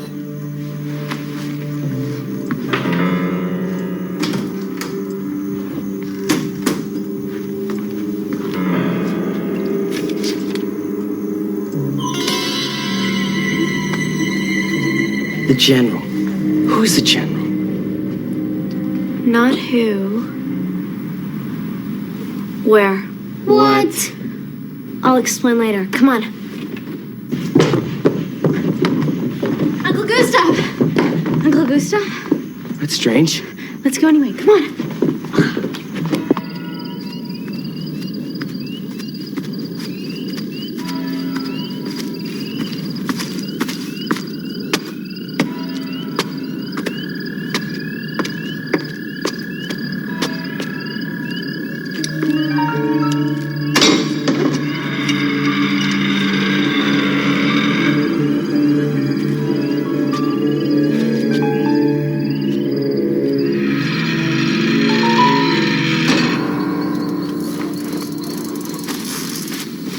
Now look, I'm not one to pry, but what are we doing here? Well, the General isn't a person. It's a place. This is General George Patton Park. People just call it the General. Are you saying Lucard buried his treasure here? Hey, of course! Vampires always bury their loot. Well, come on, let's find it. It's gotta be around here somewhere.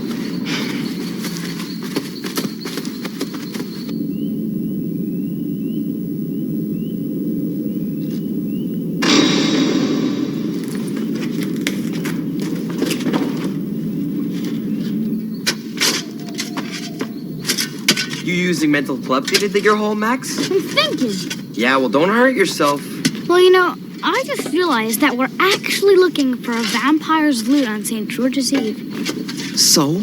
Well, some people believe that on St. George's Eve, a vampire's buried treasure gives off a blue flame. Oh, great. So Lucard's goons are probably guarding the money. No.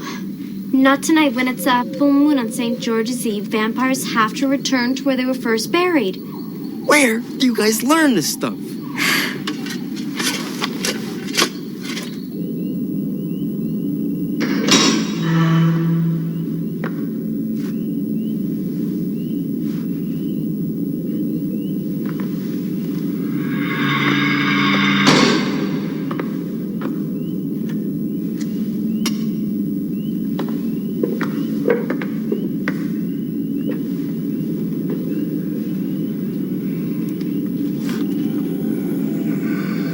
I've been expecting you, Klaus. In fact, I've been waiting 13 years for this night.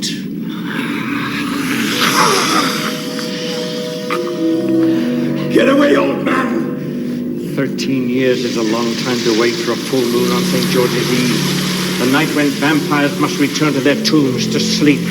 This holy water will imprison you here. You've been doing your homework! What do you want? I want you to live again. To live as you did before Dracula took you.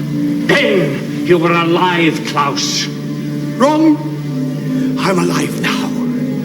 Dracula took me to make me immortal. No. He took you because you are my son.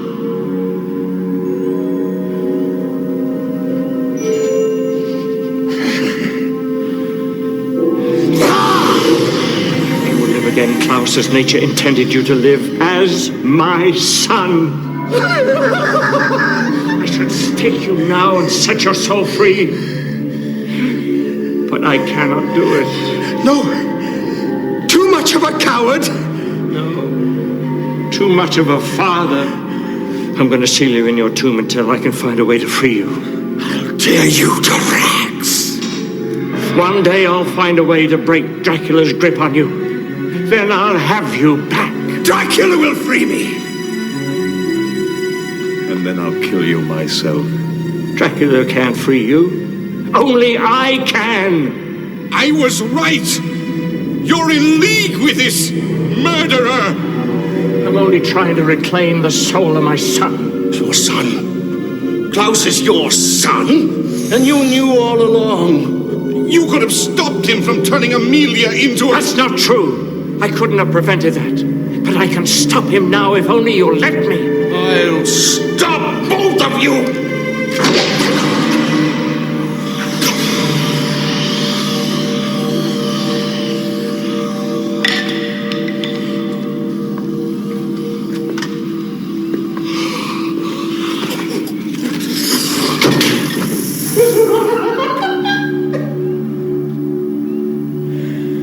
Go ahead, Helsing. Finish what you started. What are you talking about? Well, go on! Kill him! Klaus, you were an excellent assistant, but you become far too unstable. Me? I warned you, but of course, you didn't listen.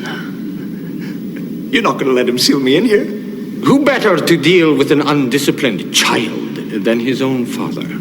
And for that service, Helsing, I'll tell you, I played a little joke on your surrogate family. They're somewhere out in General Patton Park digging for non-existent treasure.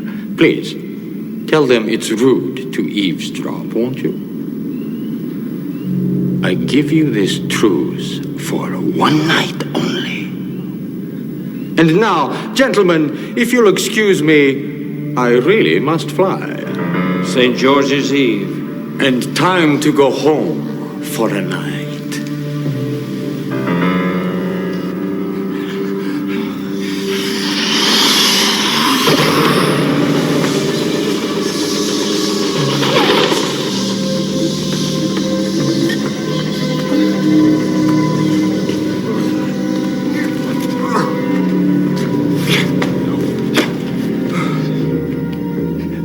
Don't, Father. Please!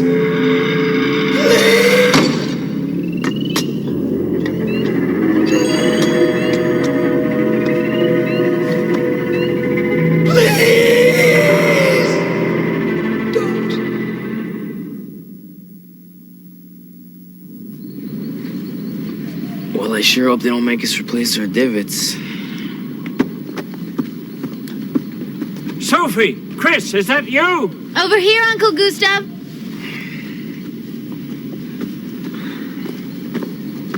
Well, did you find any wild geese? What do you mean? Our friend Lucard knew you were listening, so he sent you on a wild goose chase. Meaning he was on to us? Well, I'm sending him my cleaning bill. Max, are you all right? No treasures, no blue flames. Oh, that's right. It's St. George's Eve, isn't it? I completely forgot. Never mind. Better luck next year. Come on, let's go home.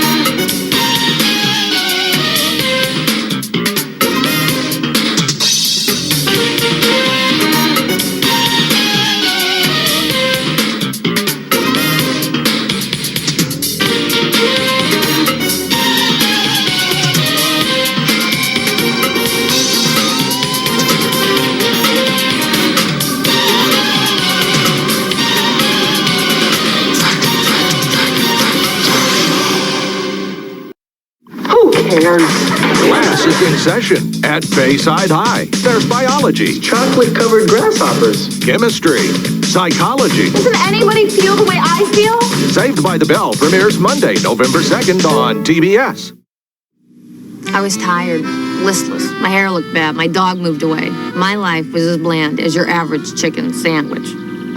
Then I tried McDonald's new Max Grill. Now this was different. A marinated chicken breast with Monterey Jack, sweet red onions, tangy herb dressing on an oven-fresh roll. Well, things changed. My hair looks great. My dog came home, and we struck oil in the backyard. Coincidence? We don't think so. Try McDonald's new Max Grill. Further proof that what you want is what you get. At McDonald's today. Introducing Quackers, little ducks with a lot of flavor. So now, all the cheddar cheese flavor of a cheddar cheese puff is in a little duck. And all the sour cream and onion flavor of a sour cream and onion chip is also in a little duck. New flavor-coated Quackers in sour cream and onion, crispy original and cheddar. A lot of flavor in a little duck. So, I hope you guys enjoyed Dracula, because that's it this week. We're done. No more show this week. I'm having fun. Please let me know. Let me know. Send the comments, whatever. Down here, I need to know. I want to keep this going, and I want to kind of keep moving it around and reshaping it and stuff like that. And maybe I'll put other shows over on, Patreon and stuff like that. As for our Wednesday show, which I filmed the entire episode, went to sit down to edit it, and I hated it. I hated how I filmed it. I hated how it went. So I'm completely redoing that, kicking that out the door, and restarting all over again. Because I wanted to have more of a midday feel. I don't know. Some places I know that they had like their local host that would come out and talk about the cartoons coming that day after school. We didn't. We just had our blocks of Transformers, G.I. Joe, He-Man, and Thundercats, or whatever it was. So, but we had fun after school. Maybe it should be When Your Homework's Done is the name of the show. When Your Homework's Done. I don't know. I never did my homework. And there goes Courage, being all couragey. So, remember, Mondays, Group Therapy TV.